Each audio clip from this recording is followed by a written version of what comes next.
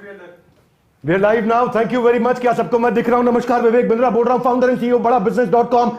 कुछ समय का डिले दिया आपको, लेकिन पूरे यूनियन बजट 2023 की तैयारी के साथ आया। निर्मला ताई, आपको बहुत बधाई। करेंगे थोड़ी आपकी बुराई, ना पक्ष ना विपक्ष, चर्चा करेंगे केवल निष्पक्ष। कम ऑन एवरीबॉडी, निष्पक्ष। मैं आप सबसे बोल रहा हूं, हाँ, जितने मेरी टीम मेंबर हैं और आपसे, मेरे साथ बने रहिए और सुनते रहिए ध्यान से। अपने अपने मोबाइल को छोड़ दीजिए, मतलब मोबाइल को पकड़ के रखिए, बिल्कुल मत छोड़िए। फाइनेंस मिनिस्टर इस समय केतली से कहीं चाय भरने की कहीं कप में कोशिश कर रही है इकट्ठे। निर्मला सीतारमण पहली ऐसी महिला है जिन्होंने लगातार 5वीं दफा ये बजट हमारे को दिया है। मेरे साथ सुनना, बिजनेस के ऊपर, इकोनॉमी के ऊपर, फाइनेंस के ऊपर, फिस्कल डेफिसिट पे, एजुकेशन पे, एग्री पे, सब पे, हेल्थ पे, इतना अमेजिंग देने वाला हूं आपको चर्चा में। ग्लोबलाइजेशन हो गया है, आज तक ग्लोबलाइजेशन हमने सुना था। ग्लोबलाइजेशन गाइस, एवरीबॉडी जस्ट एक सेकंड कंफर्म कर दीजिए, मैं लाइव जा रहा हूं, क्लियर दिखाई पड़ रहा हूं? नहीं सुनाई पड़ रहा है? Thank you very much, thank you. जगाना पड़ेगा सबको यहां पे।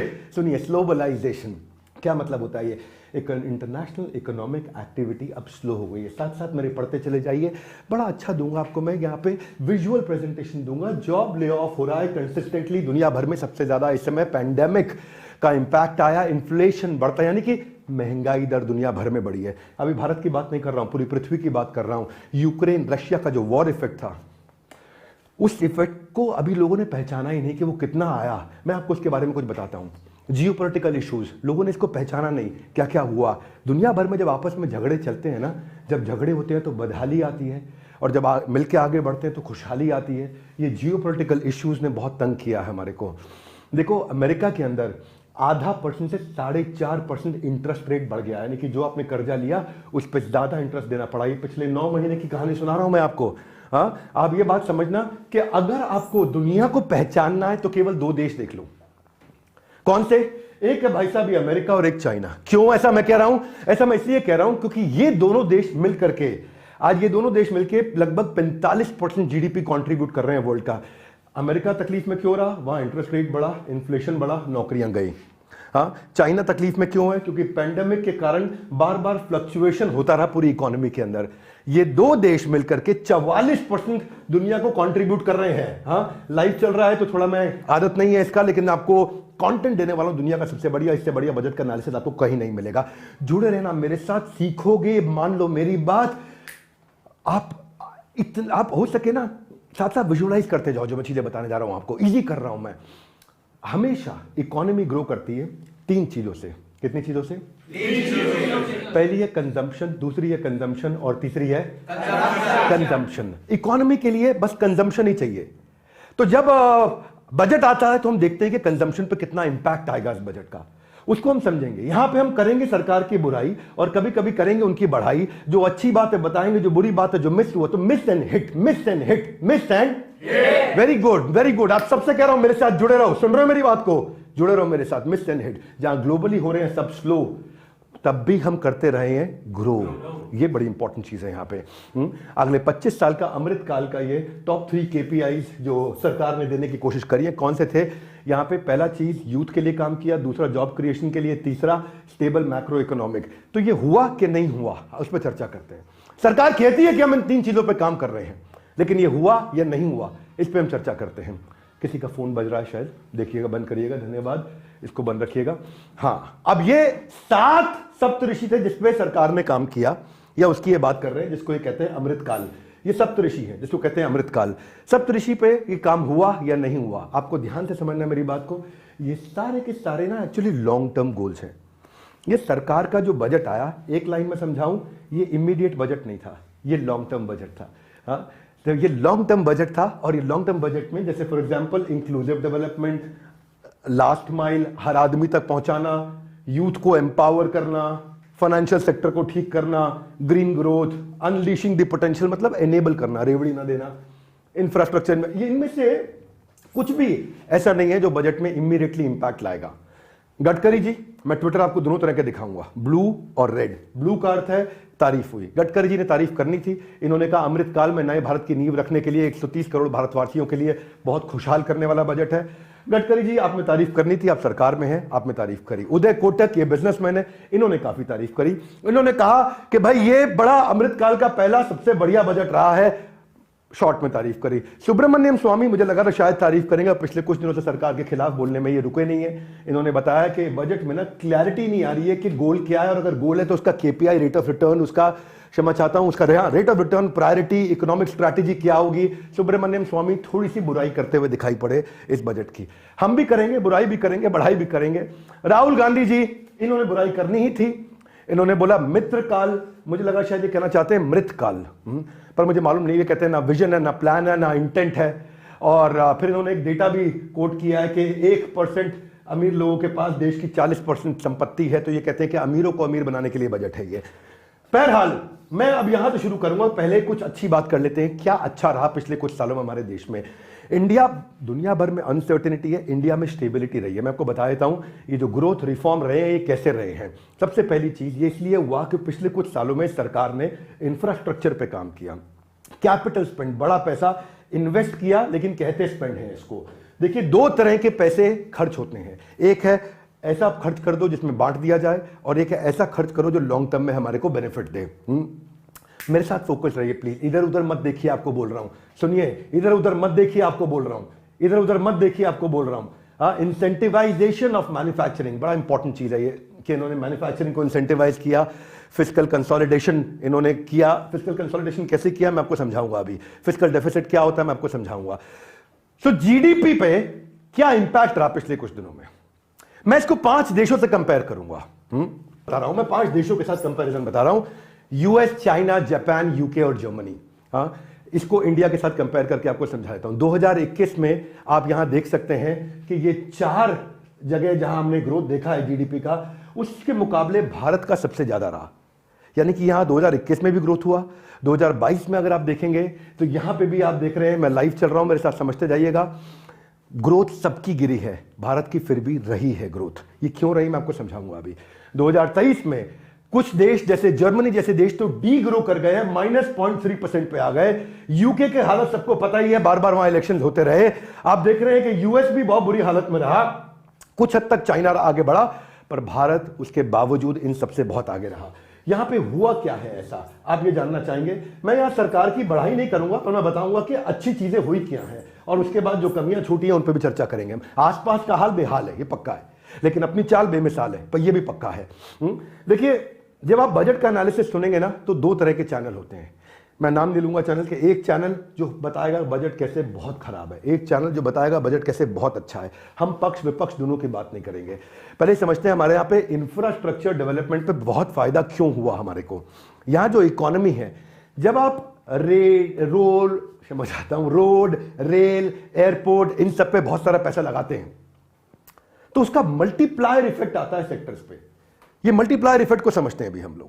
हाँ, हमने 4.3 ट्रिलियन से 7.3 ट्रिलियन रुपए का इन्वेस्टमेंट किया, यानी कि 4.25 लाख करोड़ से 7.5 लाख करोड़ का इन्वेस्टमेंट किया, और ये इस साल बढ़ा के 10 लाख करोड़ का कर दिया गया इन्वेस्टमेंट। हाँ, इसको थोड़ा हम समझते हैं। ये जो हुआ है, ये मुझे लग रहा था कि इस दफा नहीं होगा, क्योंकि बहुत सारे राज्यों में इलेक्शन आ रहे हैं, तो मुझे लगा था कि इस बार कुछ ना कुछ रेवड़ी बटेगी। फिर से नहीं किया, फिर से इंफ्रास्ट्रक्चर पे पैसा लगाया। इसका मीनिंग समझते हैं। जो गति शक्ति है ना, जिसमें आप सब प्रकार की 7 प्रकार की ट्रांसपोर्टेशन की अलग अलग उपाय, फ्लाइट हो गया, ट्रेन हो गया, मास ट्रांसपोर्ट हो गया, रोड हो गया, शिप हो गया, सब हो गया, तो ये 7 प्रकार का लॉजिस्टिक्स का, इससे बड़ा इंपैक्ट आता है। तो ये हमारे को ग्लोबल विनर बनाता है। आपको पता है जर्मनी इसलिए नहीं हारा क्योंकि वो कमजोर देश था। जर्मनी इसीलिए हारा था क्योंकि उनके वेपन का सप्लाई खत्म हो गया था, क्योंकि उनकी आर्मी को आर्टिलरी नहीं मिल रही थी।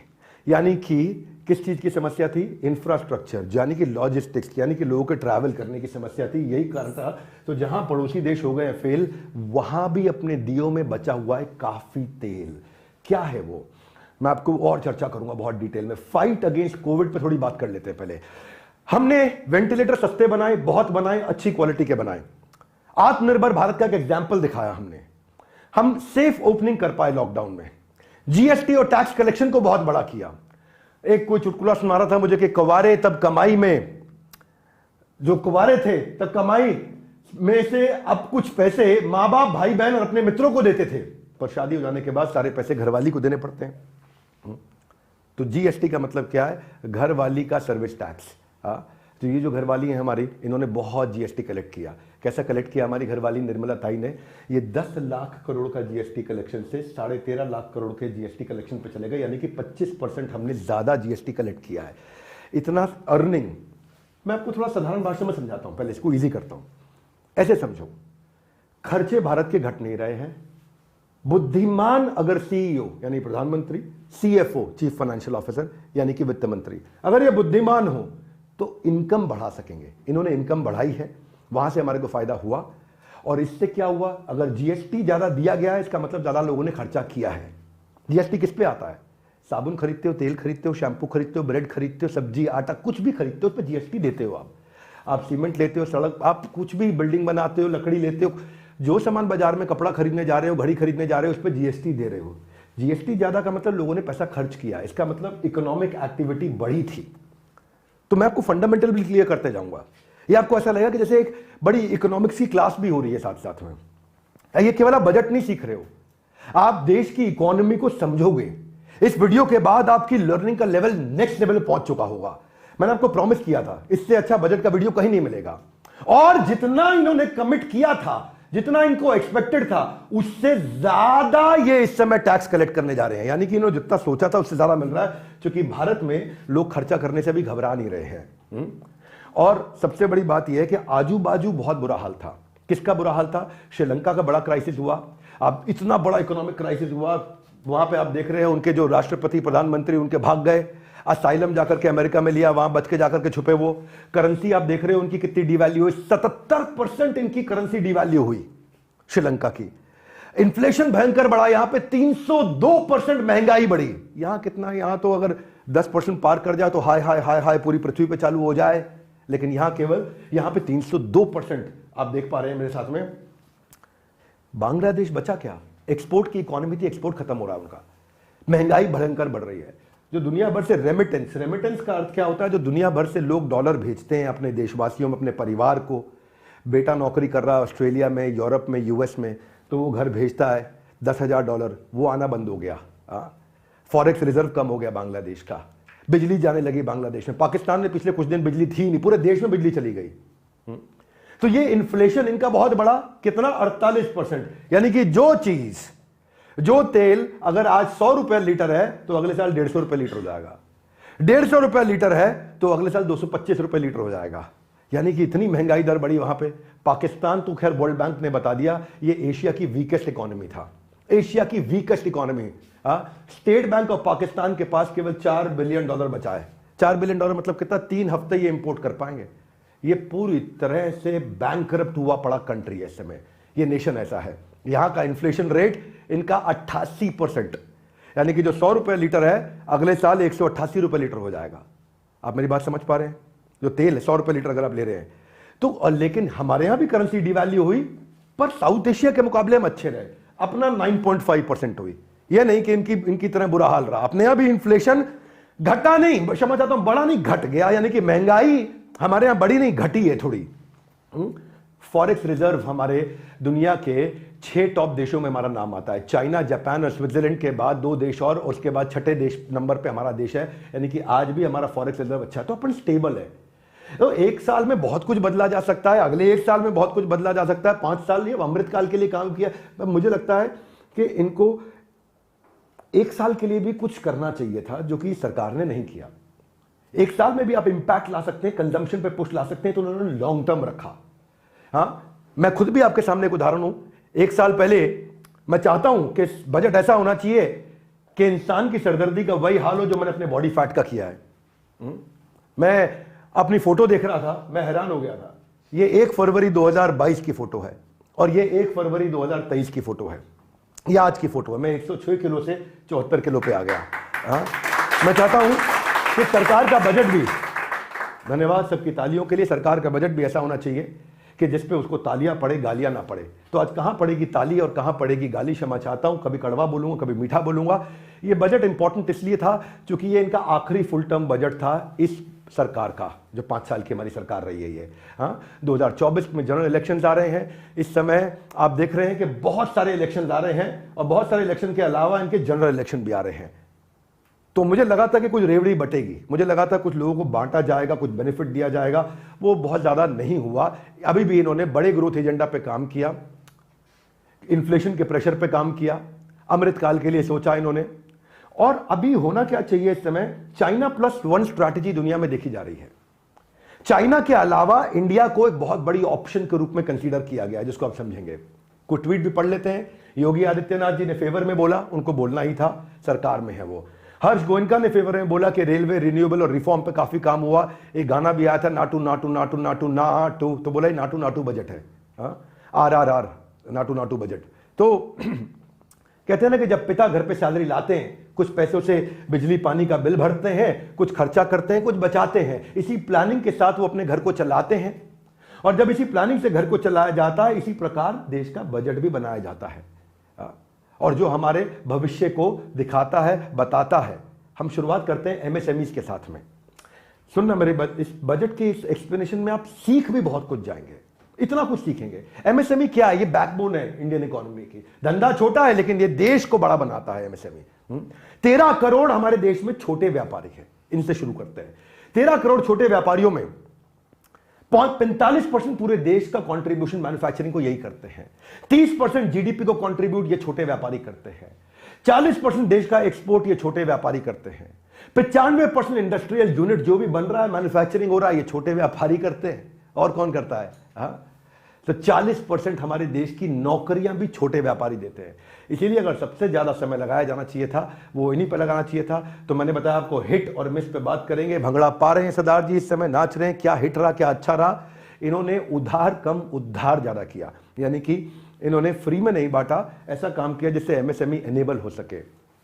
तो पहले देखते हैं 95% जो फोरफिटेड अमाउंट था, जो टेंडर फेल हुए हैं, सरकार कह रही है कि भाई उसको बेटर वर्किंग कैपिटल के लिए हम लोग उसको फोरफिट कर देंगे।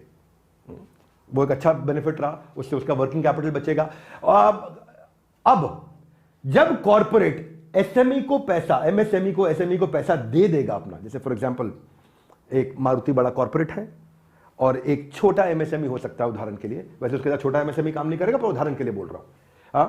छोटा MSME वो क्या बना के दे रहा है? वो उसको लेट्स से रबड़ मैट बना के दे रहा है, जो नीचे पायदान रहता है गाड़ी में, और पायदान बना के दे रहा है। तो अब मारुति अपने टैक्स का फायदा तब उठाएगा जब उसको पेमेंट कर देगा छोटे व्यापारी को। पेमेंट करने के बाद, आज क्या होता था, बिल के बाद वो अपने खर्चे में बुक कर लेता था, टैक्स का बेनिफिट उठा लेता था। अब कॉर्पोरेट जल्दी पैसा देगा छोटे व्यापारी को। एक अच्छा काम किया। हम चाहते थे ECLGS को एक्सटेंड किया जाए, यानी कि इमरजेंसी क्रेडिट लाइन गारंटी को एक्सटेंड किया जाए, और वो एक्सटेंशन इन्होंने किया। और कैसे किया? इसका 89% फायदा सबसे छोटे व्यापारी होते हैं। ये होता क्या है, मैं आपको बता देता हूं। पिछली बारी में 2.25 लाख करोड़ रुपए डूबने से बचाया था इस स्कीम ने। छोटा व्यापारी ईमानदार होता है, समय में पैसा वापस करना चाहता है, परंतु जो आसपास जियोपॉलिटिकल कंडीशन रही ना, उससे बड़ी फाइनेंशियल डिफिकल्टी रही। आप जानते हैं जो मटेरियल सप्लाई था, कमोडिटी प्राइस था, वो बदल गया। क्रूड ऑयल, आपको जान के हैरानी होगी, जो $61 बैरल का था वो $103 का हो गया। कितना महंगा हुआ क्रूड ऑयल। आपको लगता है क्रूड ऑयल कहां इस्तेमाल होता है? मेरे भाइयों, क्रूड ऑयल का इस्तेमाल बहुत जगह होता है। केमिकल में होता है, डाई में होता है, पिगमेंट में होता है, कंस्ट्रक्शन और रोड में होता है, सब जगह क्रूड ऑयल का इस्तेमाल होता है। वो महंगा हो जाएगा, छोटे व्यापारी की हालत खराब होती है। स्टील प्राइस बढ़ा है, 39,000 रुपए टन से लेकर के आज 67,000 रुपए टन पे पहुंच गया 2022 में। कितना प्राइस बढ़ा है। अगर कमोडिटी प्राइस बढ़ता है तो उसका इंपैक्ट आता है। तो ये जो इमरजेंसी क्रेडिट लाइन गारंटी थी, ये क्या थी? एक वरदान की आशा है। 2 लाख करोड़ का एक्स्ट्रा लोन, और ये कैसा कोलैटरल फ्री लोन है। 2 लाख करोड़ का एक्स्ट्रा कोलैटरल फ्री लोन, और वो भी क्या? 1% कम इंटरेस्ट पे दिया, जिससे 2,000 करोड़ की इंटरेस्ट सेविंग भी हो रही है। तो अगर बिना कोलैटरल के ये पैसा मिलेगा व्यापारी को, उससे उसका वर्किंग कैपिटल पेमेंट फंसती है। छोटे व्यापारी को समझो पहले क्या होता है, उसकी पेमेंट फंस जाती है बाजार में। उसने माल बनाया, उसने ये बनाया, लेट्स से ये मैं स्लाइड चेंजर है, आपके लिए स्लाइड चेंज कर रहा हूं। स्लाइड चेंजर बनाया, स्लाइड चेंजर बना के उसने डिस्ट्रीब्यूटर को आगे पहुंचाया। डिस्ट्रीब्यूटर को 1 लाख पीस दिए, 100 रुपए का था। 1 लाख पीस पे 100 रुपए के हिसाब से उसको 1 करोड़ मिलना था, उसको मिला 6 महीने के बाद या 4 महीने के बाद। अब वो बना के दे चुका है, वो खर्चा कर चुका है, 4 महीने उसका पैसा फंसा रहा, 4 महीने की इंटरेस्ट कॉस्ट भी है, 4 महीने की कितनी कीमत है उसके लिए। आज क्या वर्किंग कैपिटल और बनाएगा, वो वर्किंग कैपिटल उसका ब्लॉक हो जाता है, तो इससे फायदा हुआ। परंतु हम जो है भंगड़ा तो डाला था, वो हिट्स थे, अब कुछ मिस भी समझ लेते हैं, क्या गलती हो। मुझे लगता है कि सरकार को इस डिलेड पेमेंट पे और काम करना चाहिए था। एमएसएमई की सबसे बड़ी समस्या क्या है, उसके पास वर्किंग कैपिटल नहीं है, क्योंकि वो साइकिल में फंस जाता है। जो रोटेशन साइकिल पर लग जाता है जंग, उसका हाथ बिल्कुल हो जाता है तंग। तो उस पर काम करना चाहिए था सरकार को। आपको पता है इन्होंने एमएसएमई समाधान योजना बनाई है, उसमें 61,000 केसेस आए थे और उस 61,000 केसेस में केवल 26,000 सॉल्व हुए। उसमें 20,000 करोड़ रुपए के केसेस रजिस्टर हुए, केवल 5,000 करोड़ रुपए रिलीज हो पाए। तो एमएसएमई समाधान योजना को और एफिशिएंट होना पड़ेगा, उसको एफिशिएंट होना पड़ेगा। क्योंकि आज जब मेरा पैसा फंसता है तो मैं सरकार की इस समाधान योजना में अप्लाई करता हूं, ये मेरा पैसा नहीं दे रहा, भाई मेरा पैसा नहीं दे रहा, मेरा पैसा दिलाओ, मेरा पैसा दिलाओ। सरकार कहती है हम आपको आपके से पैसा दिला देते हैं। सरकार उसको फोन लगाती है, एमएसएमई समाधान योजना, उसको फोन लगाती है, उसको चिट्ठी भेजती, कम्युनिकेशन करती है, पैसा लौटाओ उसका। लेकिन पहले ही मैं 6 महीने तक अपना झगड़ा कर चुका था, 6 महीने मुझे नहीं मिला। फिर मैं सरकार के पास जाता हूं, भैया आप दिलवा दो इससे, मेरे को ये बदमाशी कर रहा है, मुझे पैसा नहीं दे रहा। उसके बावजूद सरकार 194 दिन और लगा देती है, यानी कि 6.5 महीना और लगा दिया। तो उस बेचारे का पैसा 1 साल फंसा रहता है। मैं इसके लिए एक रेवोल्यूशनरी आइडिया दूंगा आपको। वो रेवोल्यूशनरी आइडिया क्या है, उससे पहले समझो, जब उसका पैसा इतने दिन फंसा रहता है, बैंक का इंटरेस्ट चलता रहता है। बैंक का इंटरेस्ट होता क्या है, बैंक का इंटरेस्ट 26 जनवरी को भी चलता है, 15 अगस्त को भी चलता है, 2 अक्टूबर को भी चलता है, जब आप सो रहे हो तब भी चलता है, जब आप जाग रहे हो तब भी चलता है। वो बैंक नहीं कहता समाधान योजना से पैसा नहीं आया जी, मैं इंटरेस्ट, बैंक का इंटरेस्ट चलता रहता है। और एमएसएमई ऐसा फंस जाता है, उसका इंटरेस्ट इतना बढ़ जाता है कि उसका धंधा करने में इंटरेस्ट घट जाता है, और इसी तरह वो इतने नुकसान में चला जाता है कि अपना धंधा चौपट कर जाता है। उसके बाद जब वो कहता है कि अब तो ऐसा ही इंसान आगे चल के फांसी लगाता है, उसको कोई पूछने नहीं आता है। इसीलिए हम चाहते हैं कि सरकार को क्या करना चाहिए कि अगर उसकी इन समस्याओं से उसको बाहर निकालना है, उसके कैश फ्लो की, वर्किंग कैपिटल की, ऑपरेटिंग साइकिल की समस्या से बाहर निकालना है, इनमें सुधार आ जाएगा, पूरी इकोनॉमी ठीक हो जाएगी, तो सरकार को क्या करना चाहिए, वो ये समझना चाहिए कि 10.5 लाख करोड़ में से 8.5 लाख करोड़ केवल छोटे व्यापारियों का बाजार में फंसा हुआ है, उसको निकालने में मदद करना चाहिए। डिले और डिफॉल्ट को ठीक करना चाहिए। पहला तो क्या है, अगर ये दिखा दे वो व्यापारी कि जी मेरा ये बिल है, ये मारुति से मुझे पेमेंट आनी है। उदाहरण के लिए मारुति के नाम ले रहा हूं मैं, ऐसा नहीं मारुति पैसा नहीं देती, मारुति अपने व्यापारियों को सबको पैसा देती है, तो उदाहरण के लिए बोल रहा हूं कि मुझे मारुति से पेमेंट आनी है जी, 1 करोड़ रुपए आनी है, लेकिन मारुति से आने में मुझे 3 महीना लगेगा, इस बिल के बदले में मेरे को 3 महीने के लिए लोन दे दो। तो अगर सरकार ऐसा करती तो उसकी वर्किंग कैपिटल चलती रहती, पैसा घूमता रहता।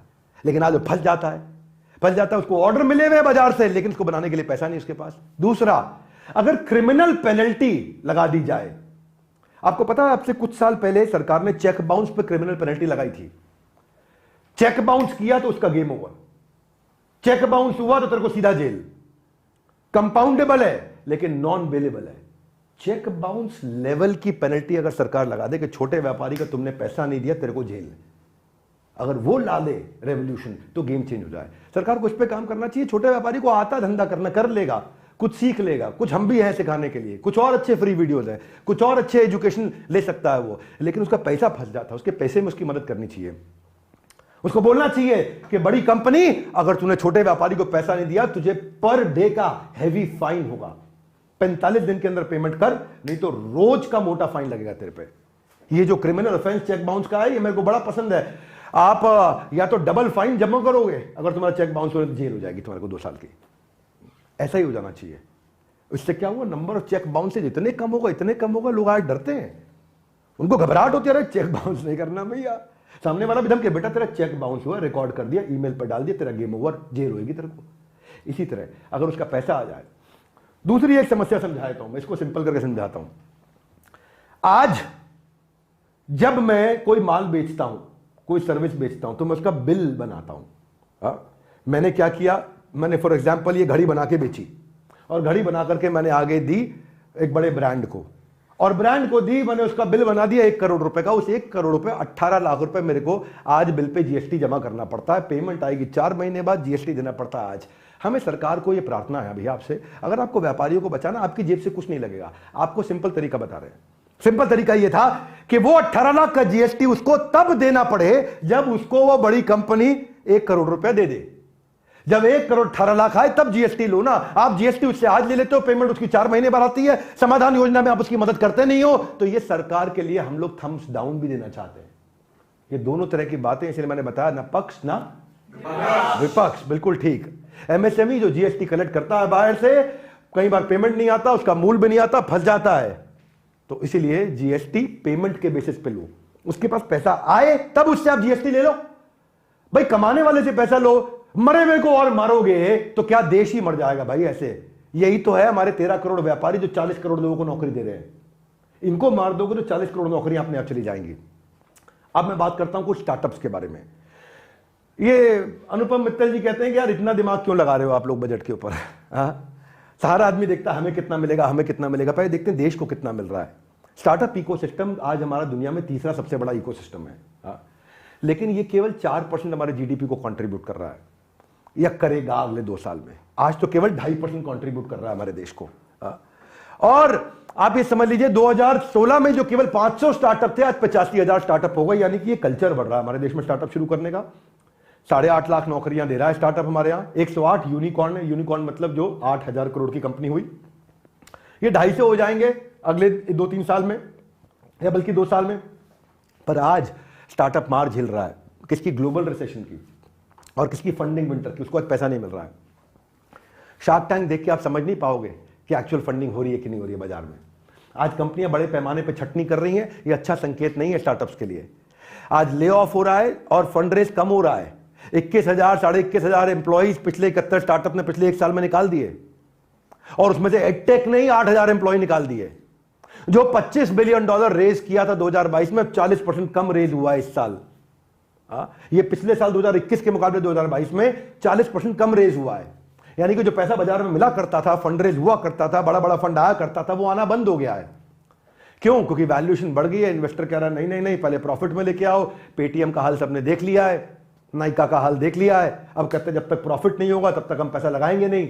और ये लोग फंसे हुए स्टार्टअप्स वाले, इनकी वैल्यूएशन 55% नीचे गिर गई है सारे स्टार्टअप्स की। और इस समय हमारे देश की सरकार स्टार्टअप्स के लिए बहुत कुछ नहीं करना चाहती है। मैं आपको बताता हूं क्यों नहीं करना चाहती है। क्योंकि हमारे देश में 85,000 स्टार्टअप हैं, लेकिन छोटा व्यापारी 13 करोड़ है, तो उसको वोटर के लिए काम करना होता है। 85,000 स्टार्टअप केवल 9 लाख नौकरियां दे रहे हैं, ये 40 करोड़ नौकरियां दे रहे हैं। और इसीलिए गवर्नमेंट हमेशा यहां ज्यादा फोकस करेगा। 13 करोड़ वर्सेस 85,000। 85,000 मतलब 1 लाख भी नहीं, वहां 13 करोड़ लोग हैं। और 13 करोड़ लोग किसको दे रहे हैं नौकरी? 40 करोड़। 40 करोड़ वर्सेस 9 लाख। तो स्टार्टअप का इकोसिस्टम बढ़ाने के लिए अगर काम किया जाए तो आज का स्टार्टअप कल की एमएनसी बनेगी। प्रधानमंत्री ने कहा था, पर इसके ऊपर कुछ काम हुआ नहीं। हाँ, जो अच्छा हुआ है मैं वो भी बता देता हूं। अच्छा ये हुआ है कि इनकम टैक्स का बेनिफिट 3 साल के लिए बढ़ा दिया गया है। जो पहले 7 साल के लिए था उसको 3 साल के लिए बढ़ा दिया गया। एग्रीटेक पे कुछ फंड आया रूरल एंटरप्रेन्योर्स के लिए। और सेट ऑफ लॉसेस जो है, जिसको मैं समझा रहा था आपको कि भाई पहले जो है आपका जो लॉस होता था 7 साल तक, उसको आप टैक्स में एडजस्ट कर सकते हो। अगले साल प्रॉफिट में आओगे तो भी टैक्स देने की जरूरत नहीं। अब उसको 10 साल कर दिया। यानी कि अगर 10 साल तक आप अपने सारे लॉसेस को आने वाले प्रॉफिट से भी एडजस्ट कर दोगे तो चलो एक चीज अच्छी है, स्टार्टअप लॉस में ही रहते हैं तो उनको जब प्रॉफिट होएगा तो प्रॉफिट बचा भी लेंगे अपने आप को। क्योंकि 80% स्टार्टअप हमारे देश में लॉस में रहते हैं। तो आने वाले समय में वो पुराने वाले लॉस के बदले जब उनको टैक्स देने का टाइम आएगा तो सरकार ने कहा ठीक है हम तुमको थोड़ा कंफर्ट दे देते हैं, भाई तुम्हारे थोड़ा आराम दे देते हैं, तुमने बहुत लॉस झेल लिया है, अब जब तुम कमा रहे हो तो फट से नहीं छीनेंगे तुमसे। ये सरकार के लिए एक अच्छी बात है, तो उसके लिए मैं सरकार की तारीफ करनी चाहिए, स्टार्टअप्स के लिए काम किया है। लेकिन आंख में आंसू भी आ जाते हैं जब देखते हैं कि बजट के अंदर ईसॉप क्या होता है, इसको समझ लो। हमारे साथ एक एम्प्लॉई है, फॉर एग्जाम्पल हमारे साथ में एक एम्प्लॉई है पल्लवी मैडम, अभी साथ में खड़ी है यहां पे। अब पल्लवी मैडम को कंपनी में कुछ हिस्सेदारी मिली है।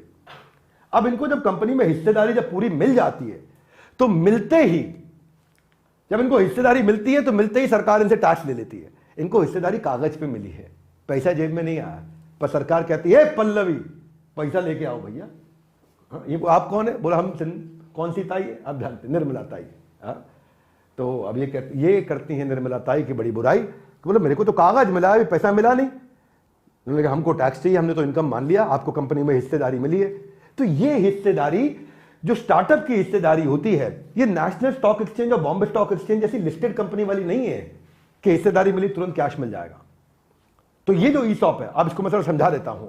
स्टार्टअप को, बढ़िया मैन पावर को रोकने के लिए पल्लवी मैम हमारे साथ काम करती रहे। उनको रोकने के लिए हम उनको हिस्सेदारी देते हैं कि ले लो भैया थोड़ी हिस्सेदारी हमसे ले लो पल्लवी मैम, आप हमारे साथ जुड़े रहो कंपनी में। वो कहती है ठीक है सर मैं आपके साथ काम करूंगी। लेकिन होता क्या है, इनको डबल टैक्स लग जाता है। हाथ आगे लाई कितना लग जाता है? हाथ आगे लाई कितना लग जाता है? Double tax. पूछिए कैसे? ऐसे कि पहले इनको कागज दिया, ये लो हिस्सेदारी, सरकार इनसे उस समय टैक्स ले लेती है, और जब इनकी हिस्सेदारी बाजार में बिकने लायक बनती है कि भाई मेरे पास कंपनी का 5% है, ये लो 5% के शेयर मैं आपको देती हूं, हाँ, क्योंकि मुझे 5% का शेयर 10 करोड़ का मिला था, अब इसकी कीमत 20 करोड़ हो गई, मुझे 20 करोड़ दे। तो जब वो 10 करोड़ की चीज 20 करोड़ में ये बेचती हैं, तो उस बचे हुए 10 करोड़ में फिर से टैक्स देती हैं। ठीक कह रहा हूं कि नहीं कह रहा हूं भाई लोग? समझ में आ रही है बात? तो कितना नुकसान हो गया? डबल नुकसान हो गया। तो सरकार से हम यहां प्रार्थना करना चाहते हैं कि ऐसा ना किया जाए भैया। आप डबल करने की जगह आप यूएस की पॉलिसी अपनाइए। यूएस कहता है कि जब पल्लवी बेचेंगी कंपनी की हिस्सेदारी, खाली तभी टैक्स देना है। सिंगापुर कहता है देना तो तभी है जब खाली बेचेंगे, मिलने के टाइम तो हम नहीं लेते, लेकिन जब बेचोगे तब भी हम 75% डिस्काउंट देते हैं आपको, ताकि विवेक बिंद्रा जी जब अपनी कंपनी बनाए तो उनको एम्प्लॉय लाने में आसानी हो, अच्छे एम्प्लॉय के साथ काम कर सकें। देखो बिजनेस के अंदर ना दो ही चीजों की तकलीफ होती है, एक पैसे की और एक बढ़िया मैन पावर की। ये दो बड़े प्रॉब्लम सॉल्व कर दो, बिजनेस अपने आप आगे बढ़ जाएंगे। कितनी प्रॉब्लम होती है भाई लोग? दो प्रॉब्लम, एक पैसे की, एक मैन पावर की। बढ़िया मैन पावर आ जाए, बढ़िया पैसा आ जाए, लोगों में बुद्धि बहुत है, कुछ ना कुछ जुगाड़ करके भारत में बिजनेस कर ही लेते हैं लोग। दूसरा सुझाव, सरकार से हाथ जोड़ के मेरी प्रार्थना है, मिनिस्ट्री बनाओ स्टार्टअप के लिए। हर चीज के लिए मिनिस्ट्री बना दी है आपने, कुछ ऐसी चीजों के लिए भी मिनिस्ट्री बनाई है जिसका मैं क्या बताऊंगा, मैं जरा बोलूंगा नहीं, लेकिन इतना जरूर कहूंगा इसके लिए मिनिस्ट्री जरूर बनाई है स्टार्टअप्स के लिए। भाई invest India, startup India, make in India को ज्यादा कम्युनिकेट करना चाहिए स्टार्टअप के साथ में। आप अच्छे चेक्स एंड बैलेंस बना पाएंगे। एक बढ़िया अलग से मिनिस्ट्री बनाइए, अलग से इसका एक मंत्री जी रखिए, अलग से इसके ब्यूरोक्रेट्स रखिए, ताकि आप दुनिया की बेस्ट प्रैक्टिसेस को उठा सकें। दुनिया में बड़ी बेस्ट प्रैक्टिसेस चल रही हैं इसके ऊपर। इजराइल को देखो, उन्होंने अपनी मिनिस्ट्री बना रखी है, 85% सरकार खुद ही इन्वेस्ट करती है एक स्टार्टअप में, और बदले में हिस्सेदारी भी नहीं लेती, और 3 साल के लिए इन्वेस्टमेंट रहती है। एस्टोनिया को देखो, वो कहते हैं कि भाई आप अच्छे स्टार्टअप हो, आपको प्रधानमंत्री से मिलाते हैं। चलो ठीक है, माना छोटा देश है, वहां के प्रधानमंत्री हमारी तरह बिजी नहीं है, हमारे प्रधानमंत्री की तरह। हमारा देश बहुत बड़ा है, प्रधानमंत्री से नहीं मिलाते तो कम से कम उस स्टार्टअप के मंत्री से मिलवा दो, एक नया स्टार्टअप मंत्री लेकर के आओ। सिंगापुर को देखो, 30% सरकार खुद पैसा अपना लगाती है हर स्टार्टअप में, जो भी स्टार्टअप वो अप्रूव होते हैं उस पर लगाती है, और 5 साल के लिए। और अगर आपको बता देता हूं, आज सिंगापुर में केवल 30% स्टार्टअप फेल होते हैं 5 साल में। भारत में 90% स्टार्टअप फेल होते हैं 5 साल में। बड़ा फर्क है ये। अब थोड़ी बात करते हैं स्टार्टअप एमएसएमई के बाद इंफ्रास्ट्रक्चर की। क्यों ये सरकार इंफ्रास्ट्रक्चर पे इतना पैसा लगाती है, जिसके लिए हम सरकार की कुछ हद तक तारीफ भी करेंगे। तारीफ करेंगे कि नहीं करेंगे भाई लोग? Thank you very much. तो इंफ्रा पे दिल खोल के बजट हुआ मेहरबान। डिफेंस के बाद सड़कों के निर्माण पे दिया ध्यान। मतलब देश को बचाना है, साथ में लाना है, आगे भी बढ़ाना है। मैं आपको आज बताना चाहता हूं जॉन एफ कैनेडी के बारे में। जॉन एफ कैनेडी क्या कहते हैं? अमेरिका के पास सड़कें अच्छी हैं इसलिए अमेरिका अमीर है। ऐसा नहीं है कि अमेरिका अमीर है इसलिए उसके पास सड़कें अच्छी हैं। क्या मतलब हुआ? बड़ी गहरी स्टेटमेंट है ये। गडकरी जी जब रोड मिनिस्टर रहे हैं अपने, तो वो भी अपने ऑफिस में बड़ा बड़ा लगा के रखते हैं। वो देश बहुत अमीर हो जाता है जहां इंफ्रास्ट्रक्चर होता है, जहां सड़कें होती हैं, क्योंकि फिर लोग व्यापार ज़्यादा कर पाते हैं, आ जा पाते हैं, कनेक्टिविटी होती है, मोबिलाइजेशन होता है, कम्युनिकेशन होता है, इन्वॉल्वमेंट, एंगेजमेंट बेटर होता है। तो देखिए, इंफ्रास्ट्रक्चर में डालने से नौकरियां बहुत तेजी से बढ़ती हैं। इंफ्रास्ट्रक्चर में डालने से जब नौकरियां आएंगी तो लोग जेब में पैसा आएगा, वो खर्चा करते हैं। जब खर्चा होता है तो इकोनॉमी बढ़ती है। जब कंजम्पशन कंजम्पशन कंजम्पशन, जब इकोनॉमी बढ़ती है तो उसमें फिर कमाई होती है, कमाई से फिर और इंफ्रास्ट्रक्चर में पैसा लगाया जाता है। इसको समझते हैं इंफ्रास्ट्रक्चर में क्यों पैसा लगाना है। आप पहले सुनिए, एक हो गया रेवड़ी बांटना, मुफ्त में कुछ देना। 1 रुपया दोगे, वो 90 पैसा इकोनॉमी की ग्रोथ में लगता है। लेकिन जब इंफ्रास्ट्रक्चर पे 1 रुपया लगाते हो तो वो जीडीपी में 3 रुपया बन जाता है। हाथ आगे लाइए। क्यों? समझ में आ रहा मेरी बात? क्या सिंपल लग रहा है? नहीं लग रहा भाई लोग? क्या है, अगर आपने फ्री में दिया किसी को, ले भाई मैंने तेरे को खाने के लिए दाल चावल दे दिया, हाँ, वो दाल चावल दोगे तो ये बेचारा अकेला खाएगा। लेकिन अगर आप इंफ्रास्ट्रक्चर पे लगाओगे तो नौकरी होगी, नौकरी होगी, उसका इंपैक्ट क्या होगा? उसका इंपैक्ट है कि मटेरियल भी आएगा, लेबर भी आएगी, नौकरी भी आएगी। कैसे होगा? देखो, स्टील भी लगेगा, सीमेंट भी लगेगा, लकड़ी भी लगेगी, माइनिंग भी होगी, आप टाइलें भी लगेंगी, वहां पे सैनिटरी भी लगेगी, उसके अंदर में पेंट भी लगेगा, उसके अंदर अर्थ मूवर, कॉम्पैक्टर, जेसीबी सब लगेगा। ये थोड़ी कि मुख्यमंत्री खाली यूपी के जेसीबी एक पर्पस के लिए इस्तेमाल करेंगे। इंफ्रास्ट्रक्चर मिलेगा तो जेसीबी हर जगह इस्तेमाल होगी। Would you all agree with me? Yes no? Infrastructure से जॉब क्रिएशन होता है, क्योंकि वहां इंजीनियर भी आएगा, कंसल्टेंट भी आएगा, प्लम्बर भी आएगा, कारपेंटर भी आएगा, इलेक्ट्रिशियन भी आएगा, हर प्रकार का लेबर कॉन्ट्रैक्टर आएगा। कितने लोगों को नौकरियां मिलती हैं, उनकी जेब में पैसा आता है। प्लम्बर जब ज्यादा कमाता है, वो प्लम्बर जब 12,000 रुपये महीना कमा रहा था, बढ़िया नौकरी मिल गई, 25,000 महीना कमा रहा, डबल हो गया, बचे हुए पैसे को इस्तेमाल करेगा, खर्च करेगा वो। तो इसमें एक बड़ा अच्छा भारत को माला के रूप में परियोजना बनाई इन्होंने, कि भारत को एक माला सी पहनाई, इसको बोलते हैं भारत माला परियोजना। उसमें इन्होंने क्या किया, 142 मिलियन मैन डेज, 2.25 करोड़ नौकरियों की अपॉर्चुनिटी आई उससे। और जब बड़ा हाईवे बनता है तो ढाबा भी खुलता है, फूड कोर्ट भी खुलता है, रिटेलर भी आते हैं। जब बड़ा हाईवे बनता है तो वहां बाजू में नए मैन्युफैक्चरिंग यूनिट भी बनते हैं, मॉल्स भी खुलते हैं। जब बड़ा हाईवे बनता है तो रियल एस्टेट डेवलपमेंट भी होता है, वहां पे मकान भी बनते हैं, वहां पे हाई राइज टावर भी बनने लग जाते हैं। फिर वहां पे एयरपोर्ट का भी काम होता है, वहां कंजम्पशन बेहतर होता है, वहां लोग खर्चा करने लगते हैं। जब मैं आपको छोटा एग्जाम्पल नोएडा एक्सप्रेसवे का देता हूं, बहुत छोटा सा है नोएडा एक्सप्रेसवे, इतने बड़े देश में केवल 25 किलोमीटर का। परंतु जब नोएडा एक्सप्रेसवे बना, बनते ही वहां पे 1 लाख अपार्टमेंट ऐड हो गए। हो गया कमाल भाई लोग? Yes no? कितना Noida expressway? 25 kilometre, 1 lakh apartment add हो गए, बंगलो ऐड हो गए, मकान ऐड हो गए, 1 करोड़ स्क्वायर फीट के ऑफिस आ गए वहां पे। भाई इतने लोग आ गए, ऑफिस भी आ गया, टीसीएस भी आ गया, एचसीएल भी आ गया, सैमसंग भी आ गया, जीई, जेनपेट सब आ गए, वहां पहुंच गए। जब ये आ गए तो उनके लिए बढ़िया रेस्टोरेंट भी आ गए, होटल भी आ गए, फूड चेन भी आ गए। अरे अरे अरे अरे, डोमिनोज पिज्जा 30 मिनट में घर लेके पहुंचेगा, आप बताओ हमारे आपके पास। अरे सब आ गए, वाओ मोमो, सब बढ़िया से आ रहे हैं वहां पे, खूब मजा आ रहा है इस समय। अब देखिए इसमें क्यों भंगड़ा डाला जाना चाहिए, इसमें क्या अच्छी चीज है। जब ये फंड जो है 10,000 करोड़ का अर्बन डेवलपमेंट पे इन्होंने डाला, 50 एयरपोर्ट और हेलीपैड को रिवाइव किया, जिसमें 1250 करोड़ रुपए और लगाने जा रहे हैं। हालांकि पीछे गुस्से में किसी ने चिल्लाया भी कि और एयरपोर्ट बनाओगे तो बनाने के दोगे किसको, तो उनको पता था किसकी बात कर रहे थे।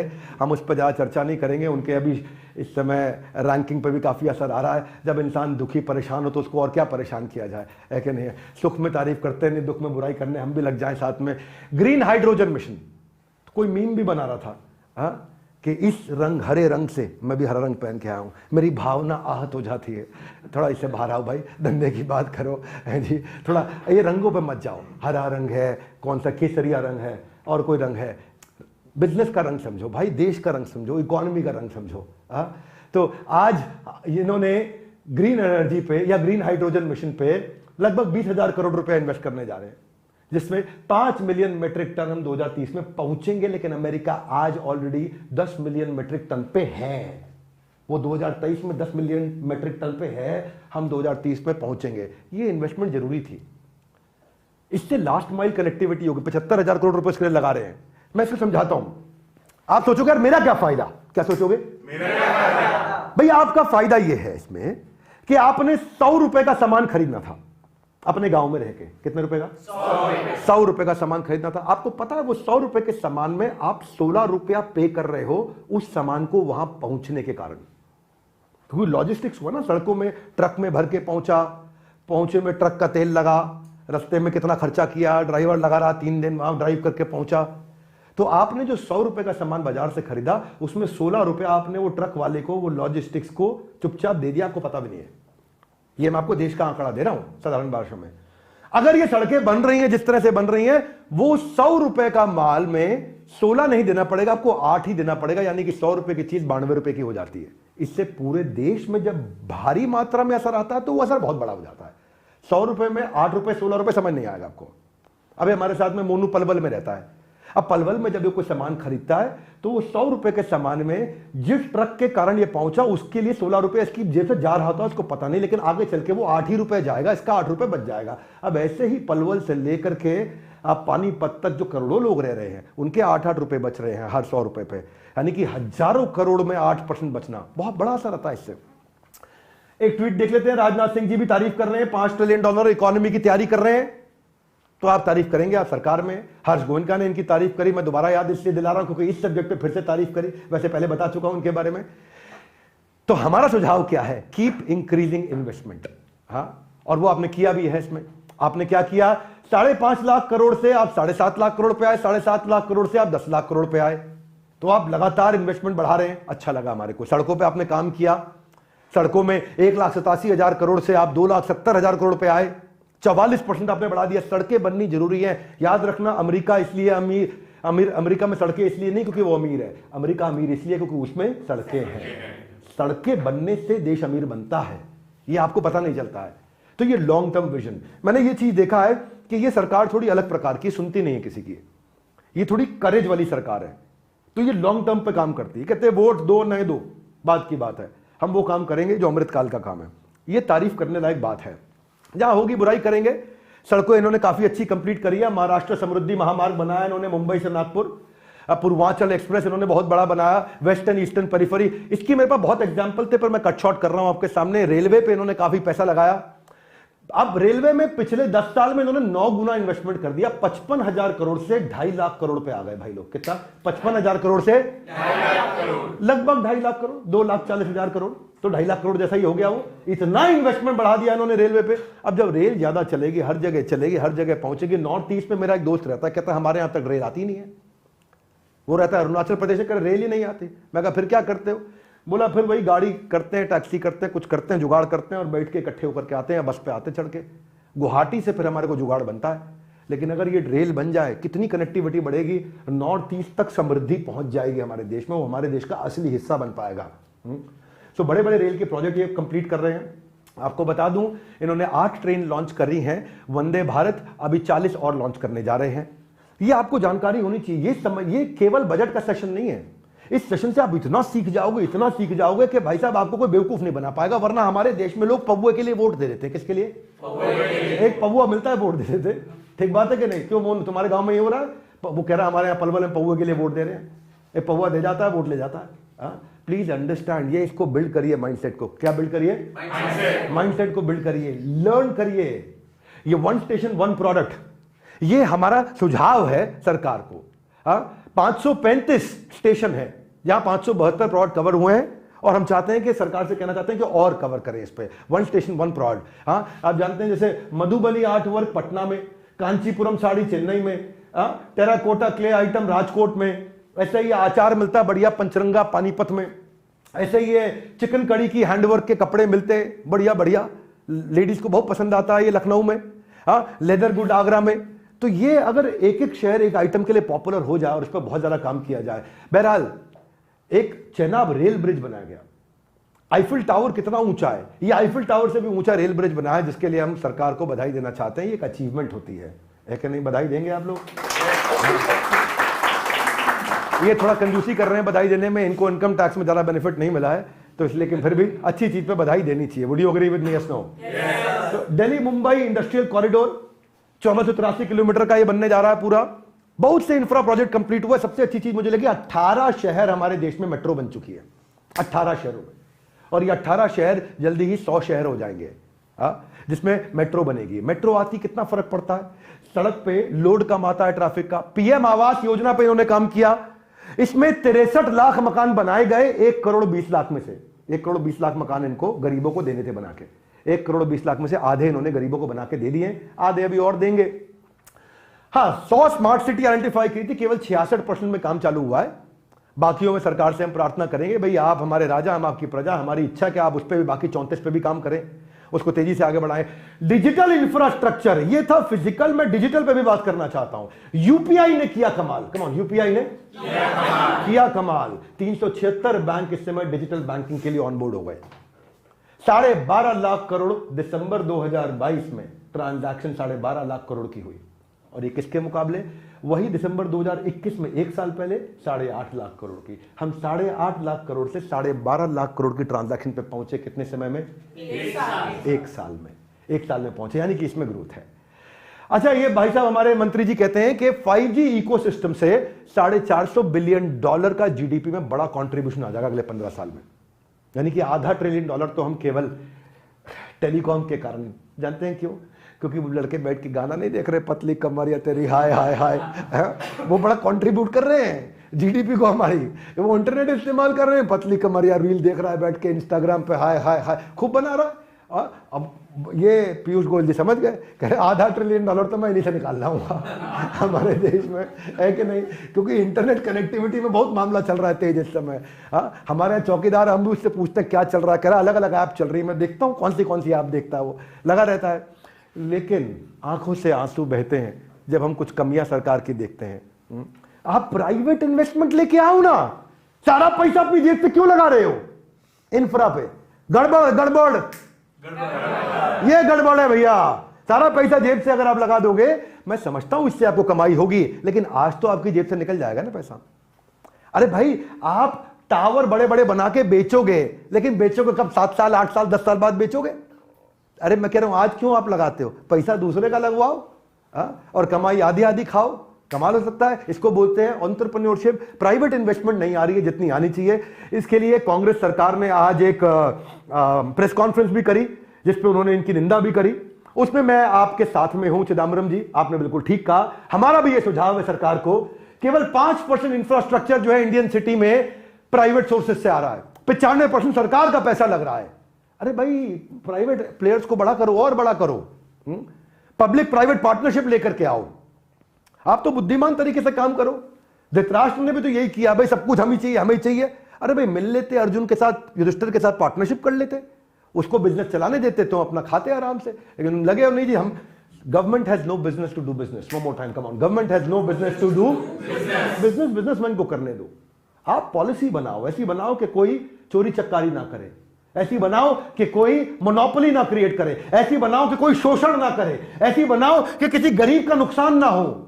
लेकिन आप खुद ही अपना पैसा लगाने में लगे हो। इंडिविजुअल को अगर आप कोई टैक्स का ऐसा बेनिफिट, कोई ऐसी इंफ्रास्ट्रक्चर बॉन्ड ला दोगे, कोई ऐसा बॉन्ड ला दोगे जिसमें उसको टैक्स का बड़ा बेनिफिट मिल जाए, तो वो इंफ्रास्ट्रक्चर में इंडिविजुअल, यही पल्लवी मैडम इतनी सैलरी ले रही है, ये लगा देती है उसमें पैसा, इनको टैक्स का बेनिफिट मिल जाता, सरकार आपको पैसा मिल जाता, आप समझ नहीं रहे। तो ये बड़ा इंपॉर्टेंट चीज है। Would you agree with me? Yes, no?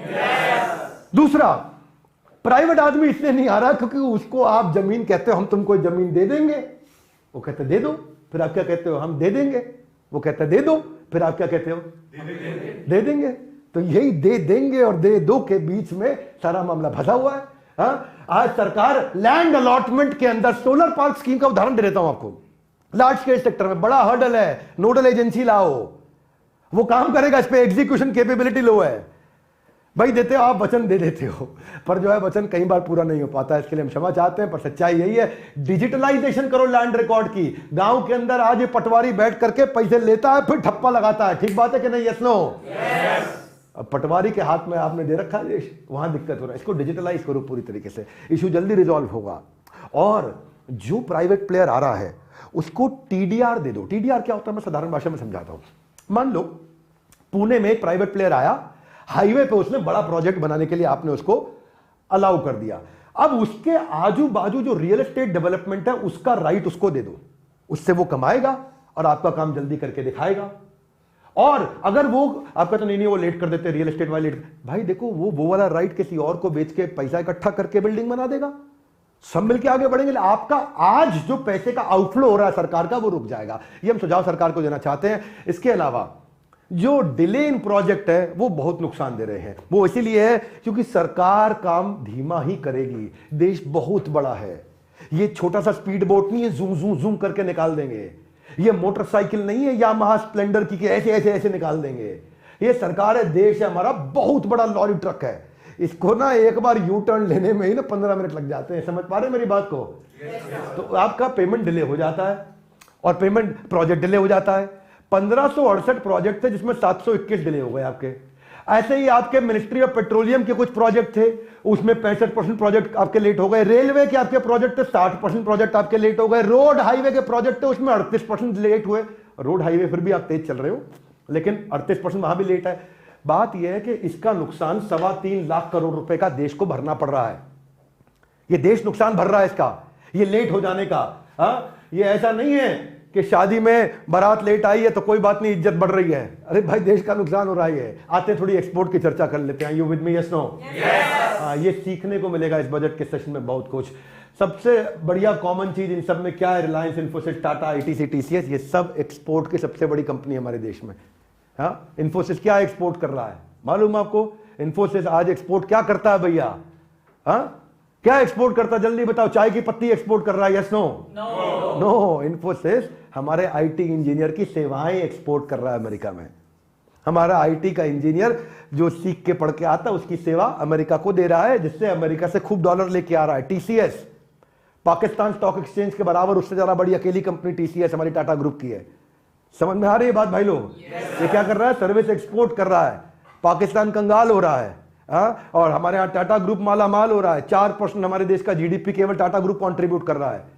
Export को बढ़ाओ भैया। आप देखो, सिर्फ अपने देश का दायरा नहीं बढ़ाना है, 7 समुंदर पार तक मेड इन इंडिया पहुंचाना है। ये make in India, made in India के लिए हम सरकार को बधाई देंगे। क्या देंगे? बधाई। बधाई देंगे। लेकिन भाई इंडिया में बना के दुनिया में पहुंचाओ, हम ये कह रहे हैं। क्यों पहुंचाओ? पूछो भाई। इसलिए पहुंचाओ क्योंकि इस एफर्ट और एक्सपोर्ट से बहुत बढ़िया रिजल्ट मिलता है, क्योंकि एक्स में, एक्सपोर्ट के एक्स में है एक्स्ट्रा अपॉर्चुनिटी, एक्स्ट्रा बिजनेस और एक्स्ट्रा ग्रोथ। हाथ आगे लाइए। कैसे? देखो, ऐसे कि इंडिया ने पिछले कुछ दिनों में सालों में अच्छा परफॉर्म किया।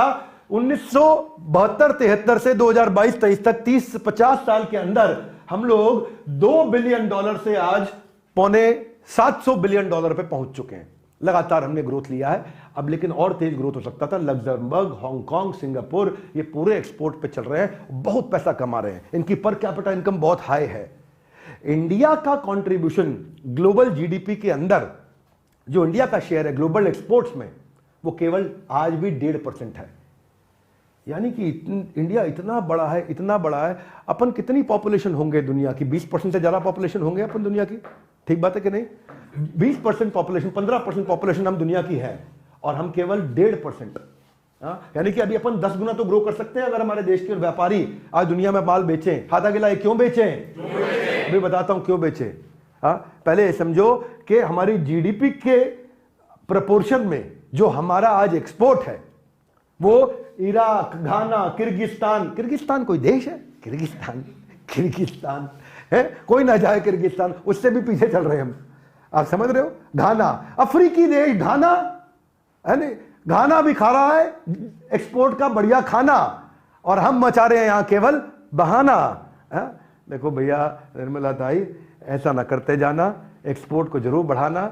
Don't just trade in India, make in India no problem, but also not just trade in India, India से बाहर ट्रेड करिए। क्यों करिए? हाथा गिलाए पूछ रहे हैं कब से। देखो, इसलिए करिए क्योंकि वही आइटम का ज्यादा पैसा अमेरिका देता है। इंडिया में उस आइटम का 100 रुपया मिलता है, अमेरिका में उस आइटम का 250 रुपया मिलता है। उसी वैल्यू, उसी प्रोडक्ट की ज्यादा वैल्यू मिल जाती है भारत को, उसी सर्विस की ज्यादा वैल्यू मिल जाती है। मैं समझा देता हूं। हाथ आगे लाई। कैसे? देखो, भारत का एक सॉफ्टवेयर इंजीनियर 30,000 रुपया महीना लेता है। कितना? 30,000। वही इंजीनियर की सेवा अमेरिका में बेच दो, एक्सपोर्ट हो गया। उसी इंजीनियर की सेवा अमेरिका को बेच दो, वो आपको 2.5 लाख रुपए महीना मिलना शुरू हो जाएगा, 2,40,000 में। तो 30,000 रुपए से हमारी इनकम निर्मला ताई 2,40,000 रुपए एक आदमी पे पहुंच गई। और ऐसे ही आप 1 करोड़ आदमियों को 30,000 से जब 2,40,000 पे लेगा, जनता बहुत है हमारे पास, उसमें कोई दिक्कत नहीं, हमने इसमें कोई कमी नहीं छोड़ी है। हमारे देश में बहुत जनता है। सब थोड़ा एक्सपोर्ट में उनको लगाओ, आगे बढ़ाओ। आप देखो तो 30,000 से 2,40,000 पे आ गए फट से। तो निर्मला ताई, आपसे प्रार्थना है एक्सपोर्ट पे और समय लगाइए, क्योंकि अर्निंग जो है वो डॉलर में हो रही है, अर्निंग जो है यूरो में हो रही है, और उसकी वैल्यू अपने से बहुत ज्यादा है। उससे क्या होगा? हमारे एसएमई को पुश मिलेगा, छोटे व्यापारी को पुश मिलेगा, उसको खूब वैल्यू मिलेगा। और लास्ट 2 साल में हमने अच्छा किया है, ऐसा नहीं है, मैं केवल बुराई नहीं करूंगा। 420 बिलियन डॉलर की हमने एक्सपोर्ट करी है पिछले साल। और चाइना का यह नंबर खैर आज से 18 साल पहले था जो हमने पिछले साल अचीव किया है। अपन 18 साल पीछे चल रहे हैं चाइना से। वैसे तो हम बहुत तैयार हैं एकदम बॉर्डर पर खड़े होने के लिए, लेकिन हम पीछे हैं अभी उनसे। अपने को कवर अप करना। हाथ आगे लाए। कैसे करेंगे? रेवड़ी बांट के नहीं करेंगे। हमारे यहाँ सरकार कैसे बनती है मालूम आपको? पलवल में पौवा देखे कि पलवल एक उदाहरण के लिए बोल रहा हूं। ऐसा नहीं कि पलवल के कोई नेताजी आ जाए हम पे कल को FIR कर देंगे, भाई आपने ऐसा बोला, हम तो पलवल के नेताजी। मुद्दा ये उदाहरण के लिए बोला, कोई लड़का पलवल से खड़ा हमारे साथ में। तो ये चाइना के सामने खड़े होने का समय आ गया। हाथ आगे लाए। कैसे? देखिए, ऐसे है कि हमारा जो वर्ल्ड ट्रेड में अभी शेयर है वो 1.7% है, और चाइना का 12% है। हमसे चाइना 7 गुना आगे है इस समय। लेकिन पेंडेमिक के बाद से चाइना का मामला डावाडोल हुआ है। वो अपनी ग्रोथ रेट में ग्रो आज भी कर रहे हैं, पर स्लोएस्ट कर रहे हैं। वो जितनी ग्रोथ रेट थी उनकी पिछले 25 साल में सबसे धीमी चाल हो गई है, आगे बढ़ने वाली चाल। बढ़ रहा है आगे, लेकिन धीमी गति से बढ़ रहा है। और इंडिया भी बढ़ रहा है आगे, तेज गति से बढ़ रहा है। थोड़ा और तेज करें। और कैसे करें भाई साहब? दुनिया से इन्वेस्टमेंट अट्रैक्ट करके लेके आओ।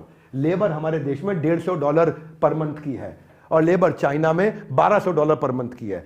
$150 एग्जैक्ट 147, और ये 1197, ये एग्जैक्ट नंबर दे रहा हूं। 150 और 1200 कितना फर्क हो गया भाई लोग? तो इसलिए दुनिया से लोग लाने चाहिए। मैसिव अपॉर्चुनिटी चीप लेबर के साथ में। इसलिए अरविंद जो farmer vice chairman NITI Aayog के, वो क्या कह रहे हैं? हाई लेबर इन्वॉल्वमेंट बिजनेस जो है ना, चाइना से अब हमारे देश में आएगा, क्योंकि वेज रेट यहां सस्ता है। तो लोहा गर्म है, हथौड़ा उठाओ। लोहा गर्म है, पड़ोसी का दरवाजा बंद है, अपॉर्चुनिटी अपने देश में बुलाओ। समझ में आ रही मेरी बात? पड़ोसी किसकी बात कर रहे हैं? पाकिस्तान की, चाइना की बात कर रहे हैं। पाकिस्तान तो अभी थोड़े दिनों में मिलेगा, आपको बुरा नहीं मानना, वहाँ हालत काफ़ी ज़्यादा खराब है। अपन चाइना से आगे जाएंगे। अच्छी बात क्या रही है, भंगड़ा डालने वाली बात क्या रही है? वो ये रही है कि हमने किचन चिमनी की इंपोर्ट ड्यूटी पे काफ़ी इंप्रूवमेंट ला दिया है। हमने कस्टम ड्यूटी पे मोबाइल और टीवी के पार्ट पे, मोबाइल नहीं, अगर मोबाइल का कोई चिप आप लेकर के आ रहे हो, इंपोर्ट ड्यूटी कम बनाओगे। यहाँ पे शर्त क्या है? बनाओगे यहाँ बनाओगे। अच्छा किया आपने।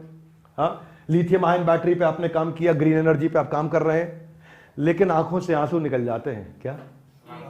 लेकिन आंखों से हाथ आगे लाए। किस बात पे? सुनिए, देखिए, इस बात पे कि आप अभी तक हमारे देश का हीरो प्रोडक्ट नहीं बना पाए। सबसे अच्छी बात यह, ताइवान के पास सेमीकंडक्टर चिप है, और वो सेमीकंडक्टर चिप के कारण 65% वर्ल्ड की मार्केट शेयर केवल एक ही चीज से लेके बैठा है। उसका एक आइटम गेम चेंज कर दिया। सीताराम छोले भटूरे वाला एक आइटम बढ़िया है, 100 साल से बेच रहा, खूब पैसा कमा रहा है। एक आइटम बढ़िया होनी चाहिए आपके पास जो गेम चेंज करेगा। मेरी बात समझ आ रही है? आज ताइवान का हाल देखो, इतना सा देश ताइवान तुम्हारे पलवल के बराबर होगा, थोड़ा उससे बड़ा होगा ताइवान। लेकिन आज क्या कर रहा है? आज ताइवान का जो 20% एक्सपोर्ट है, जीडीपी में उनका कंट्रीब्यूशन 20% का है। एक आइटम हमारे यहां पूरे देश का मिला के 20%। समझ पा रहे हैं? ठीक कह रहे हैं कि नहीं भाई लोग? समझ में आ रही है बात? तो हमारे को हीरो प्रोडक्ट चाहिए, और थोड़ा सा पीएलआई स्कीम लेके आओ। हाथा के लाई वो क्या होती है? तुम हमारे यहां माल बनाओ, हम तुम्हारी मदद करेंगे। तुम हमारे यहां माल बनाओ, हम तुम्हारी मदद करेंगे, मैन्युफैक्चरिंग में मदद करेंगे।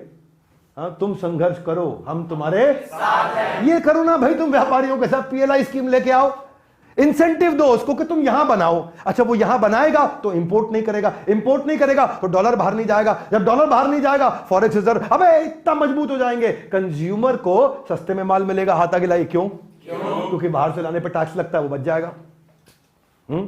ऐसे ही तो आपने उसमें अच्छा काम किया, ऑटो कंपोनेंट में किया, स्टील में किया, टेलीकॉम में किया, टेक प्रोडक्ट में किया, लेकिन और बहुत सारे प्रोडक्ट है जिसमें किया जा सकता है। ये बाईसाइकिल में करो, सब में कितने आइटम है जिसमें कर सकते हैं। तो ये इस पे काम करिए। कर्नाटका की सरकार ने एप्पल के साथ किया। अगर आपको नहीं मालूम तो मैं सबको बता देता हूं, ये बहुत बढ़िया उदाहरण है। हाथ आगे लाइए। यहां बनाओ, हम तुम्हारे साथ हैं। हाँ, नेताजी तुम संघर्ष करो, हम तुम्हारे साथ हैं। ऐसे यहां पॉलिटिकल नहीं, बिजनेस की बात हो रही है। एप्पल को कर्नाटका ने क्या बोला? पीएलआई स्कीम जबरदस्त दे दी।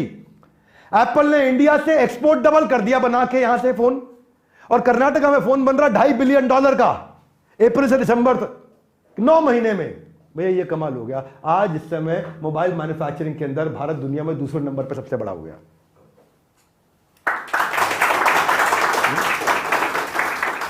आप ये समझ लो भाई, आज हम $30 बिलियन पे हैं, ये अगले 3 साल के अंदर $130 बिलियन हो जाएगा, ये एस्टिमेटेड है। हाथ आगे लाइए। कैसे? तुम यहां बनाओ, हम तुम्हारे साथ हैं। मदद करो बिजनेसमैन की, तुम बनाओ, साथ दो उसका। पीएलआई ये होता है। हाँ, ये वो प्रोडक्शन लिंक्ड इंसेंटिव है कि आप प्रोडक्शन यहां करो, बाहर से नहीं लेकर के आएंगे। यहां ज्यादा बनाएगा तो एक्सपोर्ट भी होगा, फिर कमाई होगी। मुद्दा ये बड़ा सरल है, भारत में ऐसे बनेगा।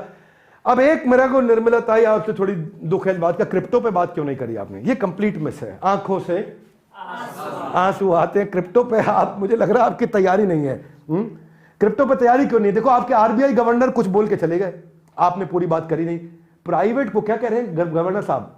क्या कह रहे हैं? शक्तिकांत दास गवर्नर साहब, वो बोल रहे हैं कि ये क्रिप्टो करेंसी ट्रेड जो है 100% स्पेक्युलेटिव है। स्पेक्युलेटिव का मतलब क्या हुआ भाई? जुआ सट्टा। और अगर इसको ग्रो करने दिया तो अगला बड़ा financial crisis private crypto currency के कारण देश में आएगा। ये बोल दी शक्तिकांत दास ने। ये हमारे नेशनल स्टॉक एक्सचेंज के चेयरमैन आशीष चौहान भी बोल रहे हैं क्रिप्टो करेंसी कंप्लीट जुआ सट्टा है। सारे बुद्धिमान लोग बोल रहे हैं। पिछली बार भी आए थे आप 30% टैक्स लेके गए, पूरी बात नहीं करी। इस बार आपने बची हुई बात नहीं करी, इससे मुझे थोड़ा बुक लगता है। हालांकि आप कहते हैं कि ये कॉशन है, करेंसी नहीं है। ये बात मैं सुनी आपसे, आप कहती हैं ये कॉशन, सावधान, करेंसी नहीं है ये, ठीक है। लेकिन वो आज वजीर एक्स के वाइस प्रेसिडेंट ने भी बोल दिया कि लग रहा है कि भाई ये हमारे मारे जाने से पहले की जो खामोशी नहीं होती है, हा? जो बड़े तूफान आने से पहले जो खामोशी होती है, कह रहे हैं वो लग रहा है मैडम आगे कोई बोल नहीं रही है, लेकिन मैडम के आजू बाजू के लोग बोल गए हैं काफी। सो क्रिप्टो की बात आजकल कर रहा हर फ्रेंड, बना दिया क्रिप्टो को बिना बात के ट्रेंड। भाई गलत बात है, इसको ट्रेंड मत बनाओ। क्रिप्टो करेंसी है क्या ये? क्या ये रिलायंस की तरह है? नो। क्या ये गोल्ड की तरह है? नो। क्या ये रियल एस्टेट की तरह है? नो। हाथ आगे लाइए, क्या है? कुछ नहीं पता किसी को क्या है ये। क्रिप्टो यूं ही नहीं बदनाम है, इसकी आड़ में होते सारे गलत काम है। इसके साथ चक्कर यह है कि ड्रग्स क्रिप्टो से आता है, मनी लॉन्ड्रिंग क्रिप्टो से हो रहा है, टेरर फाइनेंसिंग, आतंकवाद क्रिप्टो से पैसा आ रहा है, स्कैम्स एंड गैम्बलिंग क्रिप्टो से हो रही है, इलीगल ट्रांजैक्शन क्रिप्टो से हो रहे हैं। तो बिटकॉइन जो है ना 55 लाख से 15 लाख पे आ गया पिछले 1 साल में। मामला स्टेबल नहीं है, इसीलिए इसका भाव जो है गर्लफ्रेंड के मूड से भी ज्यादा तेज बदलता है। गर्लफ्रेंड का मूड भी इतना तेज नहीं बदलता जितना क्रिप्टो का भाव बदलता है। तो इसलिए रिलायबल नहीं है ये। नेटफ्लिक्स की सीरीज स्क्विड गेम के नाम पे एक बनाया किसी ने, और उसका जो है टोकन चुरा लिया इन्वेस्टर के, $300 मिलियन, 2.5 लाख करोड़ रुपया गायब हो गया। ये मोरिस कॉइन जो है इसके फाउंडर थे, मोरिस कॉइन फाउंडर के, इसके फेक क्रिप्टो करेंसी के 900 इन्वेस्टर के 1200 करोड़ रुपया गायब हो गए। तो क्रिप्टो के हैकर्स ने पिछले कई दिनों में बहुत पैसा लूट लिया। 24,000 करोड़ रुपए, $3 बिलियन उड़ा दिया गया। तो क्रिप्टो है खोटा सिक्का, मान लेना, इसका ना मान लेना कि यह है हुक्म का, यह है खोटा सिक्का। तो क्रिप्टो होल्डर जो बेचारे थे ना अप्रैल में, वो ऐसे थे, आप समझ रहे हैं। अब देख लो बेचारों क्या हालत हो गया इनका, क्रिप्टो वालों का। तो इसलिए मेरी आपसे प्रार्थना है कि आप स्टॉक मार्केट पे काम करें, करना चाहें, क्रिप्टो पे ना करें। इन दोनों में बहुत फर्क है। भाई ये सोसाइटी के लिए ठीक है, ये हार्मफुल है, बड़ा दिक्कत है और नॉन टेंजेबल है। पॉन्जी स्कीमों में आके एमएलएम वाले भी घुस गए। 2 जोड़ जल्दी मिलेंगे 2 करोड़। भाई गड़बड़ है ये इससे बच के रहिए, बच के रहना, बच के रहना। हाँ बिल्कुल ठीक। अब पीछे यूनाइटेड नेशंस ने बोला कि 7.25% इंडियन जो है ना क्रिप्टो करेंसी 2021 में लेके बैठ गए। क्यों? बढ़ रहा है, बढ़ रहा है, ले बढ़ रहा है, बढ़ रहा है। पता ही नहीं, किसी जहां जा रहे हैं सब वहीं पहुंच रहे हैं, टिप मिल रही है इनको। तो 2022 में यूनियन बजट में आपने 30% टैक्स लगाया, लोग कंफ्यूजन में आ गए, उनको लगा कि भाई नहीं क्रिप्टो है, ठीक लग रहा है। लेकिन असली बात क्या है, आज भी हमारी सरकार पूरी तरह से क्रिप्टो को हैंडल करने के लिए रेडी नहीं है, इसलिए टाइम ले रहे हैं। ये मैं जनता को बता रहा हूं, सरकार टाइम ले रही है। और आप ध्यान रखिए, कॉशन रखिए, क्योंकि इशारा बार बार कर रहे हैं करेंसी नहीं कॉशन, करेंसी नहीं कॉशन। आरबीआई ने 2022 में ही बोल दिया था कि बैन कर देना चाहिए, तो तैयारी चल रही है। ये सैम बैंकमैन फ्राइड, इसके बाद इसकी कहानी सुनाता हूं आपको फटाफट। इसने फॉरेन एक्सचेंज, इसने एक FTX एक एक्सचेंज तैयार किया था, और ये ऐसा डिबैकल रहा, ऐसा डिस्टेबलाइज हुआ। इस FTX ये दूसरा सबसे बड़ा एक्सचेंज था दुनिया का क्रिप्टो का, और इसमें 100 से ज्यादा कंपनियां आकर के एफिलिएट हुई, और वो सारी डूब गई। हाथ आगे लाई, कैसे? $8 बिलियन यानी कि 65-70 हजार करोड़ रुपया गायब हो गया उस समय। 10 दिन के अंदर $32 बिलियन की कंपनी या एक्सचेंज बैंकरप्सी पे आ गया, केवल 10 दिन में। भाई देखो, ओवरनाइट हुए थे राइज, लेकिन जल्दी घोटाले ने बनाया उनका अपना फ्राइज, और भरना पड़ रहा है एक बहुत बड़ा प्राइस। माला माल से हो गया कंगाल, जेल में चक्की पीसने वाला हो गया हाल। तो इशू ये है भैया, ये वॉलेटाइल है और ये ट्रस्टेड नहीं है इस समय। बैंक फ्रॉड इसमें बहुत है, क्रिप्टो फ्रॉड इसमें बहुत है, इससे बच के रहिए। अब एक डिफिकल्ट सब्जेक्ट आसानी से समझा देता हूं, उसको बोलते हैं फिस्कल डेफिसिट। क्या बोलते हैं? हाथ आगे लाइए, ये क्या होता है? बहुत सिंपल समझा देता हूं मैं। हाथ आगे लाइए, जो आया और जो गया। अगर आया कम गया ज्यादा तो डेफिसिट है जी, और अगर आया ज्यादा गया कम, ओए होए, बोलो वही है जी, इसको बोलेंगे फिस्कल सरप्लस। क्या बोलेंगे? फिस्कल। तो डेफिसिट और सरप्लस के बीच की बात है। तो भारत भी एक कंपनी की तरह समझ लो उसको। भारत भी पैसा कमाता है, भारत भी पैसा खर्च करता है।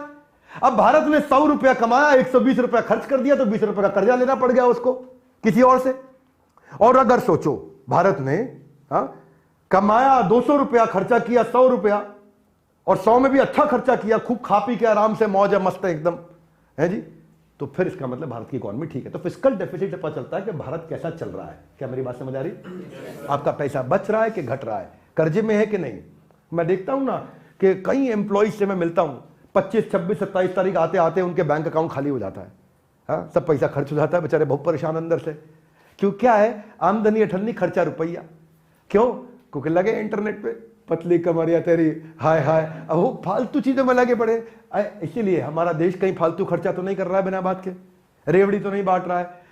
तो फिस्कल डेफिसिट ये हो गया। जब सरकार की आमदनी अठन्नी हो, खर्चा रुपया हो, उसको कहते हैं फिस्कल डेफिसिट। और जब सरकार की आमदनी रुपया हो और खर्चा अठन्नी हो, तो उसको बोलेंगे फिस्कल सरप्लस। बात समझ आ गई ना भाई साहब? इकोनॉमिक्स का इतना बढ़िया चैप्टर चल रहा है।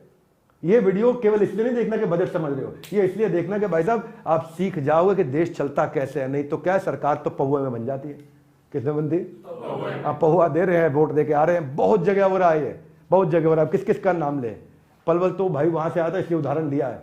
हमें नहीं पता पलवल में हो रहा है नहीं हो रहा है। वैसे तुम्हारा क्या विचार है, हो रहा है? क्या कह रहा हो रहा है? सरकार का कैश बर्न जो है फिस्कल डेफिसिट है, तो यानी कि पैसा गवा रहे हैं, कमा नहीं रहे हैं। मनीष तिवारी जी ने आके इसके बारे में बात करी, इन्होंने बुराई करी इस बजट की। ठीक है, आपको करनी है क्योंकि आप इस समय विपक्ष में, आप कर सकते हैं, तो इसलिए मैंने आपका भी नाम लिया करके। धन्यवाद, आपने ट्वीट किया, थोड़ा समय लगाया। आमदनी वो है जो बाप घर लाता है, खर्चा वो है जो बेटे की जेब में जाता है। और जब बेटे की जेब में खर्चा ज्यादा जाता है, बेटे हमें यहां पे, बेटा अगर खर्चे का पर्चा बढ़ाएगा तो बाप बच नहीं पाएगा, कर्जे में जाएगा। कहां जाएगा? कर्जे में जाएगा। तो वही इनकम और एक्सपेंस जो है, आप कमाई कहां से होती है सरकार की? सरकारी कमाई होती है कॉर्पोरेट के टैक्स से, इनकम टैक्स से, उसकी कस्टम ड्यूटी से कमाई होती है। ये डिफेंस पे खर्च करते हैं, क्योंकि क्या बीच में आपका बाजू में पड़ोस में देश है जिसके घर में बिजली नहीं है पूरे देश में, वो लगा रहता है अपना, है जी, कुछ ना कुछ करूंगा, तो आपको डिफेंस पे पैसा लगाना पड़ता है। आप एजुकेशन पे पैसा लगाते हैं, आप किसानों के साथ में कुछ पैसा लगाते हैं। ऐसे ही आपको जीएसटी से कमाई होती है। आप कुछ कहते हैं किसी कंपनी को विनिवेश करके, डिसइन्वेस्टमेंट से आपकी कमाई होती है, डिविडेंड से कमाई होती है, या आप कोई नया प्रोजेक्ट बनाया, सड़कें बनाई, रेलवे बनाया, एयरपोर्ट बनाया, उसमें खर्चा हो जाता है। इंटरेस्ट पेमेंट करते हो क्योंकि आपने विदेश से कर्जा ले रखा है, उनको इंटरेस्ट भी तो दोगे ना भैया। वहां खर्चा कर देते हो आप। ग्रांट एंड एड पे खर्चा। ग्रांट एंड एड क्या हो गया? मैं बिजली फ्री देता हूं, मैं क्या फ्री देता हूं, और काफी कुछ फ्री, खाना फ्री देता हूं, पानी फ्री देता हूं, मैं आपके राज्य में सरकार बनाएंगे, हम आपको बिजली सबको फ्री दिलाएंगे हम। तो वो क्या है? वो ग्रांट है, ग्रांट एंड एड है। उसमें सरकार का खर्चा हो जाता है। तो सरकार को कमाने पे सोचना चाहिए, खर्चे को संभालना चाहिए, और जनता को, प्रजा को खुश भी रखना चाहिए। इसमें स्ट्रगल होता है, और वही स्ट्रगल में 15 दिन, 1 महीना निर्मला ताई कमरे के अंदर अपनी टीम के साथ बंद रहती हैं और बजट बनाती हैं। वही सारा जुगाड़ है, पूरा सब वही है। उसमें कुछ अच्छा भी होता है, कुछ बुरा भी होता है। अब आपको तय करना है। फिस्कल डेफिसिट में आपको जरा यहां दिखा देता हूं, एक चार्ट समझा देता हूं। इंडिया कोविड के बावजूद स्ट्रांग पोजीशन पे रहा है। 2022 में हम लोग 9.5 से 6.25% यानी कि 6.7% पे आ गए हैं। हमारा डेफिसिट घटा है। इनका भी, अभी भी हमसे ज्यादा है फिस्कल डेफिसिट। अब देखिए, चाइना हमारे आजू बाजू है, अमेरिका का बहुत ज्यादा हो गया, अमेरिका में हालत खराब चल रही है इस समय। तो आप ये देखेंगे कि हमारा जो टारगेट है अब 4.5% का हो गया है। तो हम 6.5 से 4.5 पे आ रहे हैं। ये बेसिकली ये हमारा टारगेट है इस समय, यहां जा रहे हैं हम इस समय। आज हम यहां पहुंच चुके हैं लगभग, और यहां से यहां जा रहे हैं। तो ये इसी का इंटेलिजेंस कैसे होता है, ये मैंने आपको बताया। रेवड़ी दोगे 1 रुपए की तो 90 पैसे की इकोनॉमी ग्रो करेगी। इंफ्रास्ट्रक्चर पे लॉन्ग टर्म पे पैसा लगाओगे 1 रुपए का तो 3 रुपए की इकोनॉमी ग्रो करेगी। तो इसलिए वो 90 पैसे की इकोनॉमी तुरंत ग्रो कर जाती है, 3 रुपए की इकोनॉमी ग्रो करने में 3 से 5 साल लग जाते हैं। ये मुद्दा है सारा का सारा। तो अब ताई ने जो घर संभाला है, समझदारी से खर्चा थोड़ा घटने वाला है। आप देखेंगे कि फिस्कल डेफिसिट ड्यू टू, सबसे अच्छी चीज है इसमें फायदा क्या हुआ है, हमने कमाई, इन्होंने टैक्स से बहुत अच्छी करी है, इंटेलिजेंटली करी है, जीएसटी से की है इन्होंने। जब फिस्कल डेफिसिट बढ़ता है तो सरकार को बहुत इंटरेस्ट देना पड़ जाता है, क्योंकि भाई जिससे पैसा लोगे, अब पैसा किससे लेते हो? महाजन से, मुनीम से पैसा लेते हो बाजार में, हाँ, 10% ब्याज गांव में लेते हैं ना लोग, आपका उदाहरण दे रहा हूं मैं। तो हमारे यहां भी एक महाजन मुनीम है, वर्ल्ड बैंक या और बैंक समझो, विदेशी फंड, उनसे सरकार पैसा लेकर के आती है, भाई हम पे पैसा कम हो रहा है, दे दो आप पैसा। वो देता है इनको, तो सरकार उसको इंटरेस्ट भी तो देती है, कितना करोड़ों अरबों रुपए का इंटरेस्ट जाता है देश से। इसलिए रेवड़ी बांटने की जगह हमें ऐसा करना चाहिए, एक आदमी को पैसा कमाना सिखाना चाहिए, उसको केवल पैसा नहीं बांटना चाहिए। इससे सरकार की प्रोडक्शन कॉस्ट बढ़ेगी, क्योंकि सरकार फिर टैक्स काटेगी, यहां से पैसा जबरदस्ती लेगी, उसको बेनिफिट नहीं दे पाएगी, और फिर नेचुरली महंगाई बढ़ेगी। हम लोग इस सब में, बाकी विदेश बहुत अच्छे नहीं है हम, ये बात सच है, लेकिन हम बड़े बड़े देशों के मुकाबले अच्छे रहे हैं। अब इसको कह लो किस्मत मान लो सरकार की, या उनका प्रयास मान लो, वो आपको निर्धारित करना है, मुझे नहीं करना है। पर हां, यह बात सच है कि हम बड़े देशों के मुकाबले थोड़ा अच्छे चल रहे हैं। सबका हाल है बेहाल, हमारी चाल अभी भी है बेमिसाल। तो अगर डेफिसिट जो है ना, अब इसमें एक बात समझना, फिस्कल डेफिसिट, हाथ आगे लाइए, क्या होता है? जेब में पैसा खत्म हो गया, वही होता है। समझ आ गई ना बात? जेब में पैसा खर्चा हो गया, हो गेलो, शेष हो गेलो, खत्म हो गया सब पैसा मेरी जेब से, वो फिस्कल डेफिसिट हो गया। पर खत्म किस चीज से किया, वो मेन मुद्दा है। सुनना मेरी बात को भाई लोग, जो कमरे में बैठे हो, दो तरह से पैसा खत्म होता है। हाथ आगे लाइए, कौन से? एक, रेवड़ी ले लो, पैसा खत्म हो जाएगा। रेवड़ी ले लो, समझ गए ना? लो तुमको फ्री में, ये फ्री में, ये फ्री में, पैसा खत्म, बांट दिया सबको, तू भी ले, तू भी ले, तू भी ले, तू भी ले, तू भी ले, बांट दिया। क्या दिया? हाँ, वोट के लिए पैसा खत्म होता सरकार का। दूसरी तरफ एक और तरीका है, ऐसी चीज पे पैसा लगाओ जो आगे चल के हमको कमा के देगी। यानी कि एक हो गया स्पेंड, एक हो गया इन्वेस्टमेंट, एक हो गया खर्चा, एक हो गया निवेश। तो यह देखना चाहिए कि अगर डेफिसिट है भी, खर्च हो भी गया है, तो किधर खर्च किया गया है? उसमें खर्च किया है जो कमा के देगा, या उसमें खर्च किया है जो 0/0 हो गया है? समझ में आ गई बात भाई लोग? Yes no? इसलिए कह रहा हूं इकोनॉमी की सबसे सिंपल क्लास है ये। इस क्लास को पढ़ लिया अपने इकोनॉमिक्स की, तो आप इतना कुछ सीख जाएंगे देश में। पौवे के लिए वोट नहीं दोगे कम से कम। बुढ़ी हो गई विद मी? Yes no? तुम में से कौन देता है पौवे के लिए वोट यहां? हाँ, कोई बोल नहीं रहा। कोई देता है पौवे के लिए वोट?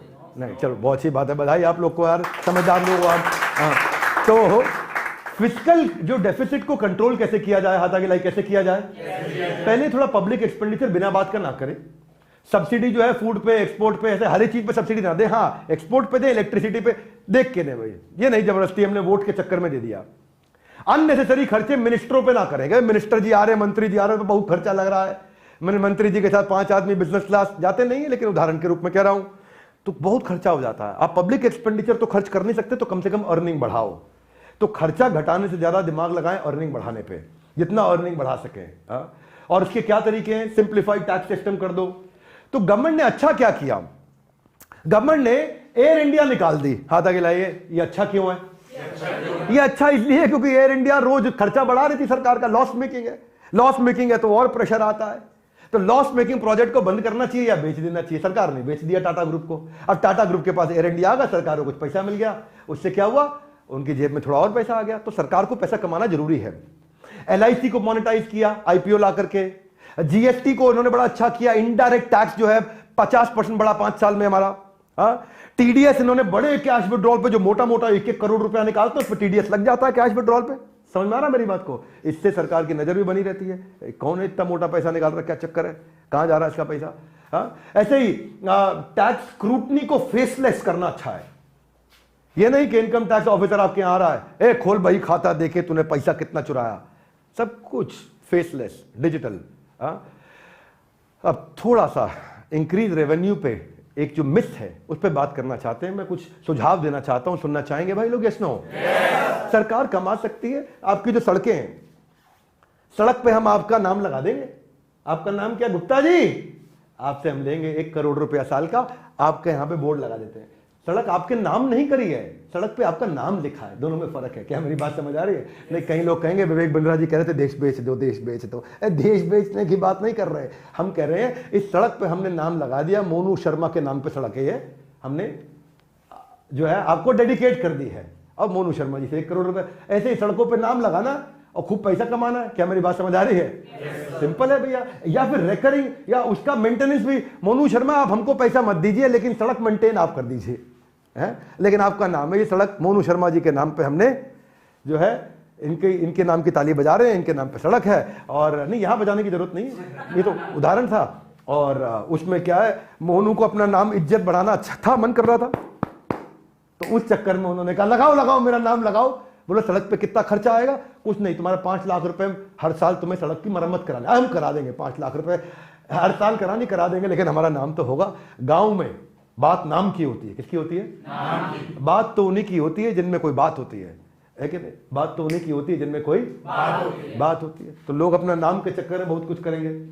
आर्कियोलॉजिकल साइट है, लाल किला है। अब लाल किला में आप 20-50 रुपए की टिकट काटते हो, उससे अच्छा आप क्या करो, लाल किले पे आधे दिन आप डेडिकेट कर दो शादी के लिए। किसी मेरे को लाल किले में शादी करनी है जी, अच्छा लाल किले में करेंगे? हाँ जी लाल किले में करेंगे शादी, ठीक है। तो हफ्ते के 2 दिन खाली शादी के लिए उसको आप इस्तेमाल करो वहां पे। तो लाल किले पे कितना पैसा लाल किले पे करेंगे? ताज होटल में कर लेता, वहां 5 करोड़ में लाल किले तो 10 करोड़ रुपए लेंगे। नहीं जी हम तो लाल किले में करेंगे, तो आप कमाई होगी इससे, एक्स्ट्रा पैसा चार्ज करो। फिर एक होता है इनहेरिटेंस टैक्स। कुछ जो लड़के मोबाइल पर लगे हुए, पिताजी जिंदगी भर मेहनत करके कमाए, उनकी प्रॉपर्टी को पिताजी के जाने के बाद वो भाई साहब खुद ले जाए। तो यूएस में क्या होता है कि ऐसे पिता जिसने मेहनत करके कमाया है और बेटे को फ्री में प्रॉपर्टी उसके नाम कराया है, तो रुक जा बेटा रुक जा, सब फ्री में मिला है तुझे, तूने कुछ नहीं किया, तेरे पिता ने किया, हम तुझसे थोड़ा टैक्स ले लेते हैं।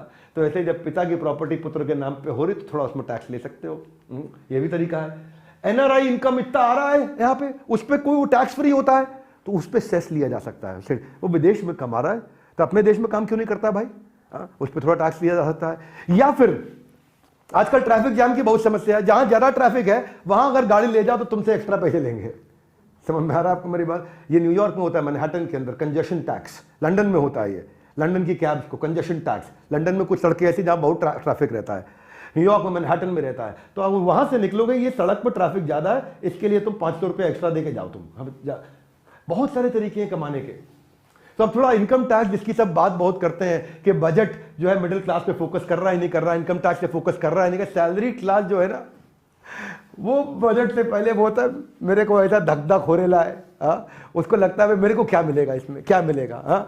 तो ये भी लगा हुआ है देखने में, भाई मी looking for income tax announcement in budget. इसको कुछ नहीं देखना था, बस इनकम टैक्स देखना था स्लैब बैठ करके, ये स्लैब उसी का वेट कर रहा था, है कि नहीं है। तो एक सर्वे होता है, 83% लोग जो है ना मिडिल क्लास लोग कह रहे हैं कि भैया इनकम टैक्स पे ध्यान दो आप, उसमें कितना हो रहा है। कल एक एफएम वाला मेरा इंटरव्यू ले रहा था, बोले बिंद्रा जी बाकी सारी बातें छोड़ो, एमएसएमई ये वो इधर उधर, ये बता दो कि भाई इनकम टैक्स कितना कम हो रहा है एफएम पे, वो बता लोग वही क्योंकि मिडिल क्लास लोग बेचारा वो देख रहा होता है। लेकिन असलियत आपको मैं समझा देता हूँ। हाँ, चाहे ये लगे हुए अपना टाइम आएगा, अपना टाइम आएगा, लगे हुए हैं कि भाई इनकम टैक्स कम होगा, खूब पोल हो रहे हैं और 80% लोग बोल रहे हैं पोल के अंदर कि भाई टैक्स कम कर दो, बट टैक्स ना हो गया, फिल्म की हीरोइन हो गई, सबको हीरो बनकर उसको बचाना है, भाई टैक्स ही बचाना है, टैक्स बचाना है। तो वो भी लगी हुई बीच में, सर इनकम टैक्स वाले भी लगे हुए, मीम खेल जाते हैं अपने, आजकल मीम का जमाना है। वो क्या कह रहा है, tag that friend who acts poor but has lot of money at home. जैसे घर में पैसा पड़ा है लेकिन वो याद नहीं, लमरेटर का स्कूटर कानपुर में लेकर के परफ्यूम वाला हजारों करोड़ रुपए घर के तहखाने में लेके बैठा, कह रहा है ऐसे को टैग कर दो, ये भी बेचारे लगे। अच्छा चुटकुला ऐसा खेल जाते हैं। तो डायरेक्ट टैक्स जो था हमारे देश में वो 12.25 लाख करोड़ रुपए इकट्ठा हुआ, लेकिन इस दफा 15.25 लाख करोड़ रुपए इकट्ठा हुआ। 25% ग्रोथ लेकर के आई निर्मला ताई, बहुत बढ़िया, बधाई आपको, आपने अच्छा पैसा कमाया। लेकिन अंदर की बात बताते हैं आज आपको, हमारे देश में कितनी जनसंख्या भैया? 140 करोड़। कितनी? 140 करोड़ में केवल 4 करोड़ लोग टैक्स फाइल करते हैं, और उसमें से भी जो बाकी लोग सब कहते हैं 4 करोड़ लोग, 4.25 करोड़ टैक्स फाइल करते हैं, उसमें से भी 3.25 करोड़ लोग जीरो टैक्स फाइल करते हैं। कहते हैं मैं टैक्स फाइल कर रहा हूं लेकिन मैं तो इनकम यही नहीं कि मैं टैक्स दे पाऊं। तो एक्चुअली जो टैक्स देने वाला आदमी है वो बहुत कम है हमारे देश में। तो इसीलिए ये जो बेनिफिट है ये केवल 1.5 करोड़ लोगों को मिलता है, 140 करोड़ लोगों में से केवल 1.5 करोड़ लोगों को टैक्स का बेनिफिट मिलता है, इनकम टैक्स का, यानी कि only nearly 1% of the population. इसी चक्कर में सरकार का इसमें बहुत इंटरेस्ट नहीं है। सरकार कहती है 99% को फायदा नहीं है, खाली 1% को होगा। ये 1% लोग वही है जो ट्विटर पे लगे रहते हैं, ये वही लोग हैं, ये और कोई नहीं है। अच्छा जो नीचे वाला है उसकी वैसे ही इनकम नहीं, वो तो लगा हुआ है, आपको पता है वो कौन सा गाना गा रहा है जी। अच्छा जो कमा रहा है वो ट्विटर पे लगा। तो सरकार इन पे ध्यान, आयकर विभाग ने बोला इस बार आपको आयकर में छूट दे रहे हैं, अब क्या चाहिए? बोला आय चाहिए। बोला आय तो है नहीं, छूट दिए जा रहे हैं आप हमारे को। तो टैक्स जो है ना, इनकम सबको बढ़ाना है पर टैक्स नहीं चुकाना है। तो बहुत स्मार्ट लोग हो गए हैं। मैं सरकार को सुझाव देना चाहता हूं, भाई मेरा सुझाव आपको यह है, ये लोगों से ज्यादा टैक्स लेने के चक्कर में टैक्स चोर लोगों को पकड़ो आप, जो टैक्स देना चाहिए था पर दे नहीं रहे हैं, उनको पकड़ो, उससे कमाई बढ़ेगी। क्या मेरी बात समझ आ रही है? अब वो बेचारे को देखो आप, पलवल वाले, बल्लभगढ़ वाले को, इनसे टैक्स लेने में लगे हो, ये तो बेचारा दे ही देगा। जो चोरी कर रहा है उससे टैक्स निकालो। हाथ आगे लाइए, कैसे चोरी करते हैं आपको सिखा नहीं रहा हूं, पर थोड़ा सा बता देता हूं। लोग अपनी तनख्वाह लेते हैं, मां के नाम पे, अपनी पत्नी के नाम पे, उससे तनख्वाह डिवाइड हो जाती है, स्लैब कम हो जाता है, टैक्स बचाते हैं। कॉर्पोरेट में बहुत हो रहा है, पकड़े गए तो 2 गुना है, जेल भी हो सकती है, एम्प्लॉयर को भी, एम्प्लॉय को भी। फेक एक्सपेंसेस दिखाते हैं बिजनेस में और उससे अपना जो है फेक बिल सबमिट करके टैक्स बचा लेते हैं। सैलरी फेक एम्प्लॉय के अकाउंट में। एक शार्क टैंक के जज थे, नाम नहीं लूंगा उनका, अभी तो नहीं है वो, तो वो उनके यहां बड़ी दिक्कत हुई उनकी कंपनी में। उन्होंने बहुत सारे गांव के फेक एम्प्लॉय दिखा रखे थे, उनके नाम पे तनख्वाहें इशू करते थे और उससे अपना टैक्स बचाते थे। यूनिकॉर्न कंपनी पकड़ी गई, वो बड़ी बदनामी भी हुई उनके पीछे। तो ये टैक्स जो इवेजन हुआ है, सीएसआर एक्टिविटी के नाम पे भी बहुत करते हैं, चंदे के नाम पे एनजीओ बना लेते हैं, वहां से टैक्स गायब करते हैं। तो मैं ये कहूंगा कि भाई ये लोग जो है ना, प्राण जाए पर टैक्स ना जाए, इनको पकड़ो। जीएसटी फ्रॉड आपने पकड़ा 55,000 करोड़ रुपए का लास्ट 2 सालों में। ये आर्टिफिशियल इंटेलिजेंस लेके आई है सरकार, है जी, टेक्नोलॉजी ढूंढ रही है कि त्यागी जी तुमने टैक्स तो नहीं चुराया है, टेक्नोलॉजी ढूंढ के निकाल के लेके आ रही है। तो उसके लिए सरकार को बहुत बधाई। मेरे विचार में इनकम टैक्स का स्लैब कम करना चाहिए, थोड़ा किया आपने, उसके लिए धन्यवाद, और कम करना चाहिए। और टैक्स चोरों को पकड़ने का टेक्नोलॉजी लाना चाहिए। अगर आप टैक्स चोरों को पकड़ने का टेक्नोलॉजी लाएंगे, उससे सरकार को अब अच्छा देश को कमा के दिखाएंगे। धन्यवाद, मेरे हाथ से गिर गया था, पकड़ा। अब खुशी की बात क्या है जी? खुशी की बात यह है कि आपने स्लैब थोड़े रिवाइज किए, टैक्स स्लैब को लेकर आपने सालों से नहीं छुआ है। हर बार इतना टैक्स लेते और कहते हो मोगैम्बो खुश हुआ है। तो जो है 2017-18 से कोई चेंज नहीं हुआ, आपने इस बार पहली बार चेंज किया। इसलिए वो सलमान खान डांस भी कर रहा था कि ऐसा पहली बार हुआ है 8-9 सालों में, 17-18 सालों में नहीं, 8-9 सालों में हुआ है। तो इनकम टैक्स स्लैब आप चेंज करके लाए। तो इंसेंटिव जो है आपने बढ़ा दिया है कि नए टैक्स रिजीम पे लोग घुस जाएं, अच्छी बात है। आपने 7 लाख से आपने 5 लाख को 7 लाख का कर दिया जीरो टैक्स। आपने 42% वाले को 39% पे लेके आए। कैसे लेकर के आए? क्योंकि आपने 37% से 25% जो है सरचार्ज कर दिया है जी। लेकिन ये किसके लिए किया मालूम? अमीर आदमी के लिए। आपको बाद में समझ में आया, मैं उतना अमीर तो हो नहीं। पहले तो आप अक्षय कुमार की तरह नाच लिए, लेकिन बाद में आपको जब असलियत समझ में आई तो, लेकिन आंख से आंसू आते हैं, कितना आंसू बहते हैं। हाथ आगे लाइए। कब? जब आप टैक्स पेयर को जो टैक्स दे रहा है उसको कोई बेनिफिट नहीं दे रहे। देखो भाई, इसको बोलते हैं कैरेट एंड स्टिक। क्या बोलते हैं? अगर कोई अच्छा काम कर रहा है तो उसको कैरेट दो, नहीं कर रहा है तो स्टिक से पीटो।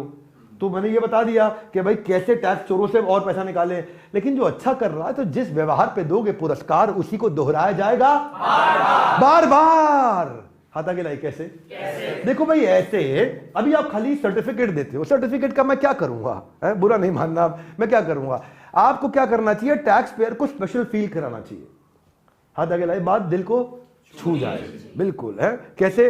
अब सरकारी ऑफिस में लंबी लाइनें हैं, परेशानियां हैं, उसको आधार पे, उसको पासपोर्ट में, इमिग्रेशन में, म्युनिसिपल ऑफिस में उसको प्रायोरिटी मिलनी चाहिए। ये टैक्स देता है, सीधा लाइन अंदर।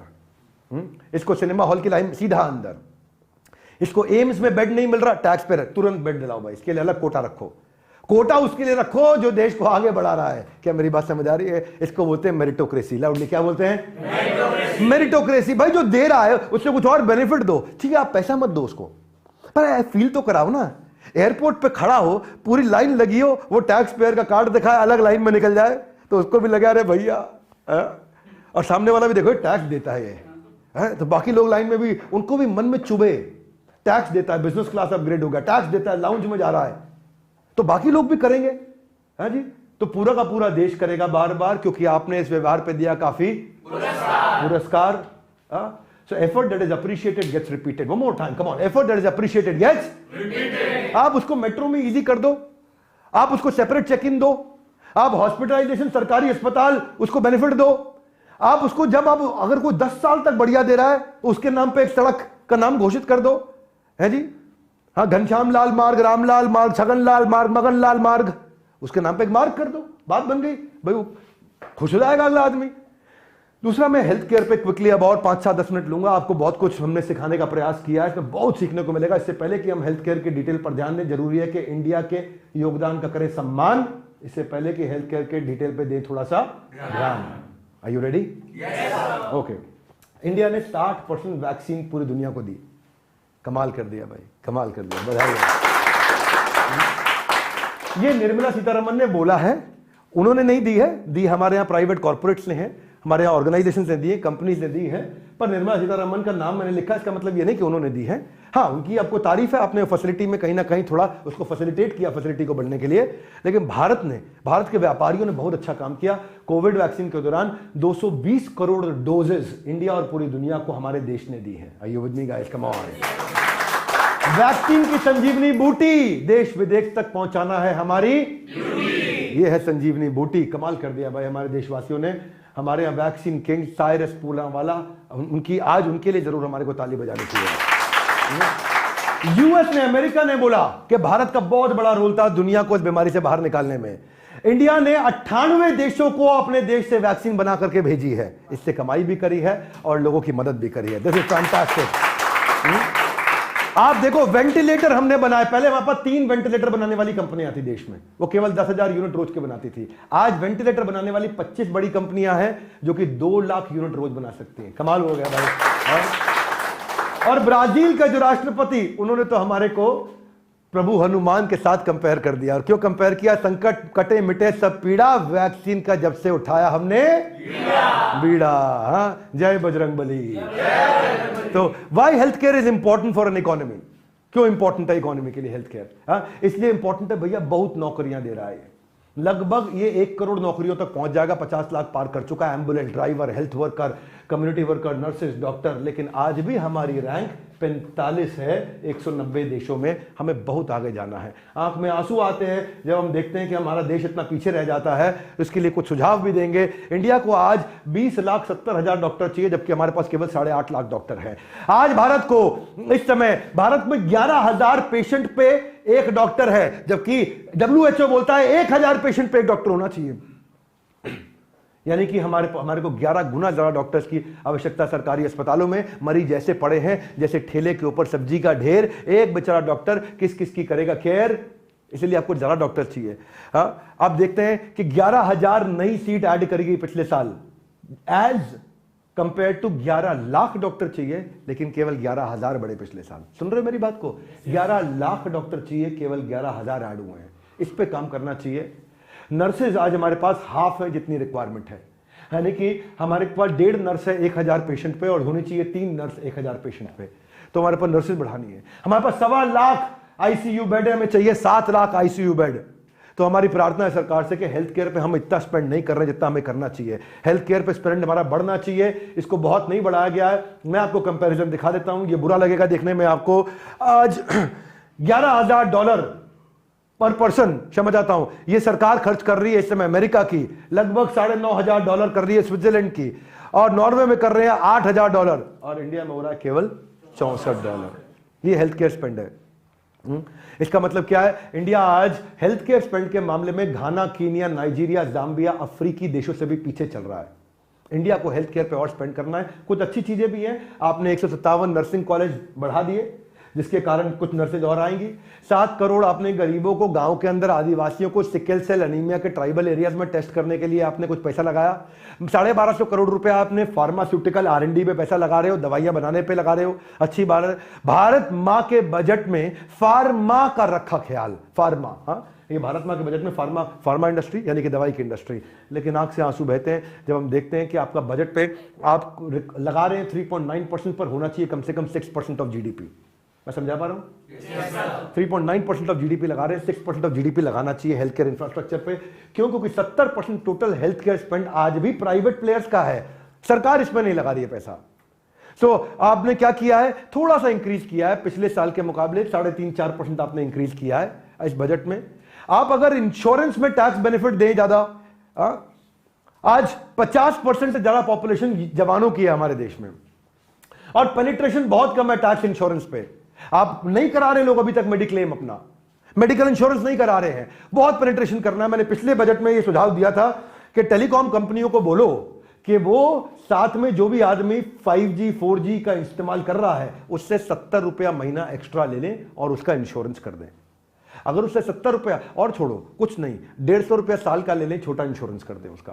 तो इससे क्या होगा, हमारे देश में 85 करोड़ इंटरनेट मोबाइल यूजर हैं और 85 करोड़ लोगों का इंश्योरेंस रातों रात हो जाएगा। क्या मेरी बात समझ आ रही है?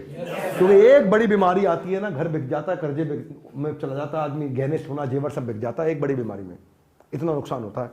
तो आप मेडिकल टूरिज्म, मेरा अगला सुझाव है, क्योंकि मेडिकल टूरिज्म में इंडिया में हेल्थ केयर सस्ता है आज भी, एक अच्छी बात है। इंडिया ग्लोबल हब बन सकता है मेडिकल टूरिज्म का। हील इन इंडिया, जैसे मेक इन इंडिया, ऐसा क्या होना चाहिए? हील इन इंडिया होना चाहिए। मोस्ट प्रेफर्ड डेस्टिनेशन बन सकता है ये। अभी भी एशिया में हम 3rd नंबर पे, दुनिया में हम 20वें नंबर पे हैं, क्योंकि दुनिया भर से बहुत लोग आ रहे हैं इलाज कराने। आज हमारा रेवेन्यू $6 बिलियन का है, ये $13 बिलियन हो जाएगा अगले 3 सालों के अंदर। तो आप देख रहे हैं Afghanistan, Oman, Bangladesh, Maldives, Kenya, Iraq से आ रहे हैं, बड़े देशों से नहीं आ रहे अभी भी। सरकार को इस पे काम करना चाहिए। यूरोप और सेंट्रल एशिया से जब बाहर से लोग बहुत आएंगे, इससे बहुत फायदा होगा हमारे को। इंडिया में बाईपास सर्जरी बहुत सस्ती है, 60% कम कॉस्ट पे होती है अमेरिका के मुकाबले। इंडिया में हेयर ट्रांसप्लांट 5 गुना सस्ता है अमेरिका के मुकाबले या बड़े कनाडा जैसे देशों के मुकाबले। तो प्राइवेट प्लेयर्स को बोले कि मेडिकल टूरिज्म के लिए और फैसिलिटी डेवलप करें। और फाइनली मैं कुछ एजुकेशन पे बात करना चाहता हूं, ये बहुत महत्वपूर्ण है। Would you all agree with me? Yes, no? ये बजट का सेशन आपको कम से कम 2 या 3 बार इसलिए देखना चाहिए क्योंकि आप इसमें सीखोगे। ये सीखने के लिए ज्यादा है, केवल सरकार की तारीफ और निंदा करने के लिए नहीं है। ये मेरी जिम्मेदारी बनती है। एजुकेशन जो है ये फ्यूचर का एक पासपोर्ट है। एजुकेशन फाउंडेशन है हमारे देश की, शिक्षा फाउंडेशन है। एजुकेशन से ही एम्प्लॉयबिलिटी आती है, एजुकेशन से ही गरीबी खत्म होती है, एजुकेशन से ही सोशल डिविडेंड या सोशल मार्जिनाइजेशन समाप्त होता है, गरीब और अमीर का अंतर खत्म होता है। इंडिया आज 2nd लार्जेस्ट मार्केट हो चुका है ई लर्निंग का। एजुकेशन ने जब से टेक्नोलॉजी से लिफ्ट ली है, दोनों ने मिलकर के विकास की गाड़ी पकड़ ली है। ये एडटेक में हम आगे आए हैं। 45,000 डिग्री कॉलेज है, 1,000 यूनिवर्सिटी है हमारे देश के अंदर, लेकिन जीडीपी स्पेंड एजुकेशन का बहुत कम है। आज छोटे छोटे देशों के मुकाबले भी कम है। आज आप देखते हैं ये 5%, 5%, 5.5%, 3.5%, 5.5%, हम 3% पे हैं। हम लोग बहुत पीछे हैं अभी। हमारे को मिनिस्ट्री ऑफ एजुकेशन के हिसाब से हमारे को इस समय 43 टीचर से हम 43 बच्चों पे एक टीचर से 26 बच्चों पे एक टीचर पे आ गए हैं। यानी कि हर 26 बच्चों के लिए एक टीचर हो गया हमारे देश में। तो ये एक अच्छी चीज है, बधाई उसके लिए, गुड थिंग। क्या हर 26 बच्चों पे एक टीचर हो गया है। वो टीचर को पढ़ाना आता है कि नहीं आता पता नहीं। वो स्पेलिंग लिखता है GOOGLE, क्या बना? गुलगुले। गूगल को बोल रहा है गुलगुले। तो हमारे यहाँ टीचर अच्छी क्वालिटी के होने चाहिए। बढ़ रहे हैं टीचर, लेकिन ये नंबर हमारे यहां जो 26 बच्चों पे एक टीचर है, अमेरिका के अंदर वो 15 बच्चों पे एक टीचर है। मैं आपको फर्क समझा देता हूं। टेक्नोलॉजी बढ़ रही है एंटरप्रेन्योर और स्टार्टअप्स के कारण, पर स्कूल एजुकेशन का इंफ्रास्ट्रक्चर पीछे है। इसमें दिल्ली सरकार ने अच्छा काम किया है। आम आदमी पार्टी सरकार ने दिल्ली के सरकारी स्कूलों को अच्छा किया है। हम चाहेंगे कि पूरे देश के सारे सरकारी स्कूल के बच्चे अच्छे होने चाहिए, सरकारी स्कूल अच्छे होने चाहिए।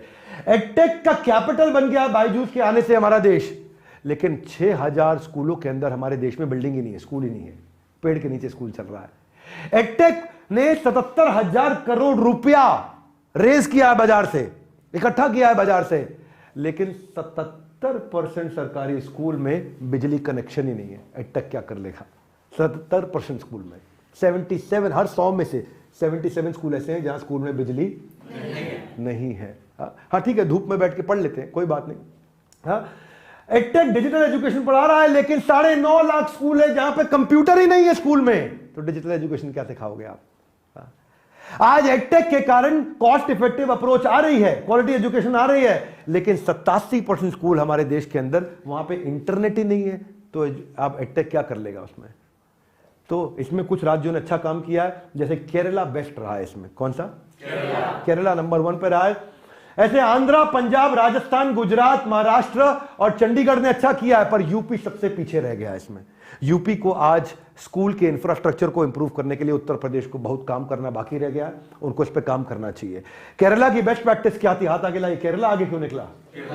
इसलिए निकला क्योंकि टेक्नोलॉजी फ्रेंडली एजुकेशनल एनवायरनमेंट लेके आया, सरकार ने वहां किया। आईसीटी करिकुलम का हिस्सा बचपन से ला दिया। आईसीटी क्या होता समझते हैं ना, information and communication technology. ICT को बचपन से सरकारी स्कूल में ले आए वो। तो केरला का सबसे अच्छा प्रैक्टिस रहा इसके कारण। इंडिया यूएस में एजुकेशन सिस्टम में यूएस बहुत ज्यादा बेहतर है हमसे।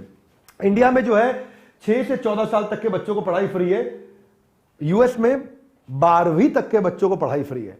यहां पढ़ाई फ्री तो है हमारे देश में, लेकिन पुअर इंफ्रास्ट्रक्चर, स्कूल है ही नहीं, बिजली है ही नहीं, कंप्यूटर है ही नहीं, इंटरनेट है ही नहीं। यहां पे सब बहुत आउटस्टैंडिंग चल रहा है स्कूल यूएस के अंदर। तो इसलिए हमारे को एजुकेशन पे पैसा लगाना पड़ेगा। हम लोग 3% लगाते हैं जीडीपी का। हमारी जीडीपी छोटी सी है, $3.5 ट्रिलियन की, उसका 3% लगाते हैं। ये यूएस हमसे 15 गुना ज्यादा पैसा लगाता है। वो $23 ट्रिलियन का 6% लगा रहा है। क्या मेरी बात समझ आ रही है? हाथ आगे लाइए। हम छोटे का छोटा लगा रहे हैं, वो बड़े का बड़ा लगा रहा है। क्या मेरी बात समझ आ रही है? छोटे का छोटा बहुत छोटा हो जाता है, बड़े का बड़ा बहुत बड़ा हो जाता है। इसलिए अमेरिका आज भी 15 गुना ज्यादा स्पेंड कर रहा है। तो इंडिया को अगर आगे जाना है, गरीब को और अमीर को, इन दोनों के जो बहुत बड़ा बढ़ता हुआ फासला है उसको खत्म करना है। उसका एक ही तरीका है, रियल एजुकेशन। वो एजुकेशन अच्छी होगी, अपने आप देश आगे बढ़ जाएगा। हमारे यहां वही पुरानी पढ़ाई करने का तरीका एनईपी आया पर इंप्लीमेंट नहीं हो पाया ठीक से अभी तक। पर अमेरिका में ज्यादा सब्जेक्ट है, अपनी मर्जी का चूज करो। तुमको क्या आता है, क्या भाता है, बाजार क्या चाहता है। जब भाई तू मेरे वो कर जाता है तो सबको पता है कि इतना ग्रोथ मिल जाता है कि उसके बराबर टक्कर पे कोई खड़ा नहीं हो पाता है। तो अभी जानते हैं ये अमेरिका का सिस्टम है। इंडिया में अभी एनईपी लागू हुआ, टाइम लग रहा है। हमारे यहाँ पेडागोजी ट्रेडिशनल है, ई उ, लेकिन वहां थोड़ा मॉडर्न हो गया, बहुत फर्क आ गया है। पेडागोजी लर्निंग एंड डेवलपमेंट में है। यहां खाली हम लोग रट्टा लगवाते हैं, वहां पे इंक्वायर, एक्शन, रिफ्लेक्शन और क्वेश्चनिंग, बच्चे को सवाल करना सिखाते हैं। कपिल शर्मा शो पे मैं गया था तो कपिल शर्मा जी बोल रहे थे वहां पे, हमने पूछा भाई वो भारत से या धरती से जो है सूरज कितना दूर है। वो चपेट मार दी टीचर ने, वो तेरे को जाना है सूरज में है, क्यों पूछ रहा कितना दूर है। अमेरिका में कोई क्वेश्चन करता है तो उसके लिए ताली बजती है, सवाल किया बुद्धिमान है, उसको उत्तर दिया जाता है। हाँ ठीक चल रहा है live everybody guys, come on, ठीक चल रहा है, ओके। तो एनईपी पॉलिसी का आपने रोल आउट किया, पर मेरी आपसे प्रार्थना है, आपकी अचीवमेंट्स अभी भी कम है उसमें। भाषा संगम में आप आगे बढ़े, 6 लाख बच्चों को आपने 22 भाषाएं सिखाई, तो थोड़ी तारीफ जरूर करूंगा आपकी। दीक्षा आपने, गुड, लवली, आपने टीचर्स के लिए काम किया, आपने एक दीक्षा भी लेकर के आए आप, digital infrastructure for knowledge sharing. तो उसमें भी 10 मिलियन ऐप आपकी डाउनलोड हुई, जिसमें 6 करोड़ मिनट बच्चों ने इस्तेमाल किया। 9,000 कोर्सेज आप उसमें दे रहे हैं, 13 करोड़ कोर्स उसमें कंप्लीट भी हुए हैं, उसके लिए बधाई। पर मेरे कुछ सुझाव हैं। मेरे सुझाव ये है कि separate body principal secretary NEP implementation के लिए बनाइए। हाथ आगे लाइए। एग्जीक्यूशन, क्या it is not the strategy, it is the execution that will make you successful. NEP बहुत अच्छा है, मैं चाहूंगा एनईपी के लिए जरूर ताली बजाई जाए सरकार के लिए, पर दुख की बात है एनईपी इंप्लीमेंट नहीं हुआ अभी तक। आपको डेमोक्रेटाइज करना है, अफोर्डेबल कोर्सेज लेकर के आने हैं, बजटरी एलोकेशन को आपको बढ़ाना है, उसका इंप्लीमेंटेशन बढ़ाना है। और आपने 1,12,000 करोड़ से जो है ना 2% आपने जीडीपी का किया, जो अभी तक का हाईएस्ट रहा है। उसके लिए सरकार के लिए तारीफ जरूर करनी चाहिए, अभी तक किया। लेकिन मैं तारीफ इसलिए कर रहा हूं कि बच्चा केवल 33% लाता था, 33 से 40%, 50% पे आया, अभी भी पास ही हुआ है। आपको आना रास्ता बहुत दूर है। सरकार को चाहेंगे कि एडटेक पे भी सब्सिडी दें, जो लोग नए कोर्सेज कर रहे हैं उस पर सब्सिडी दें। आज 18% आप टैक्स चार्ज कर लेते हैं पढ़ाई पे, पढ़ाई पर 18% टैक्स, पढ़ाई को टैक्स फ्री करिए, फिर भी उसमें कमाने का मन 3% टैक्स कर दीजिए, कम करिए टैक्स उसमें। एजुकेशन को अफोर्डेबल करिए। आज एडटेक कंपनी से आप पैसा ले रहे हैं, उसमें जीएसटी लेने की क्या जरूरत है आपको? पढ़ाई पर जीएसटी हटाइए कम से कम, ताकि एक गरीब भी आकर के पढ़ सके और आगे बढ़ सके। और किसी को अपस्किलिंग करना है, कोई कोर्सेज लेने हैं, बहुत से कोर्सेज बहुत सारे एडटेक चला रहे हैं, तो वो अपस्किलिंग के कोर्स पे आप टैक्स बेनिफिट दीजिए, उसको कोई और बेनिफिट दीजिए।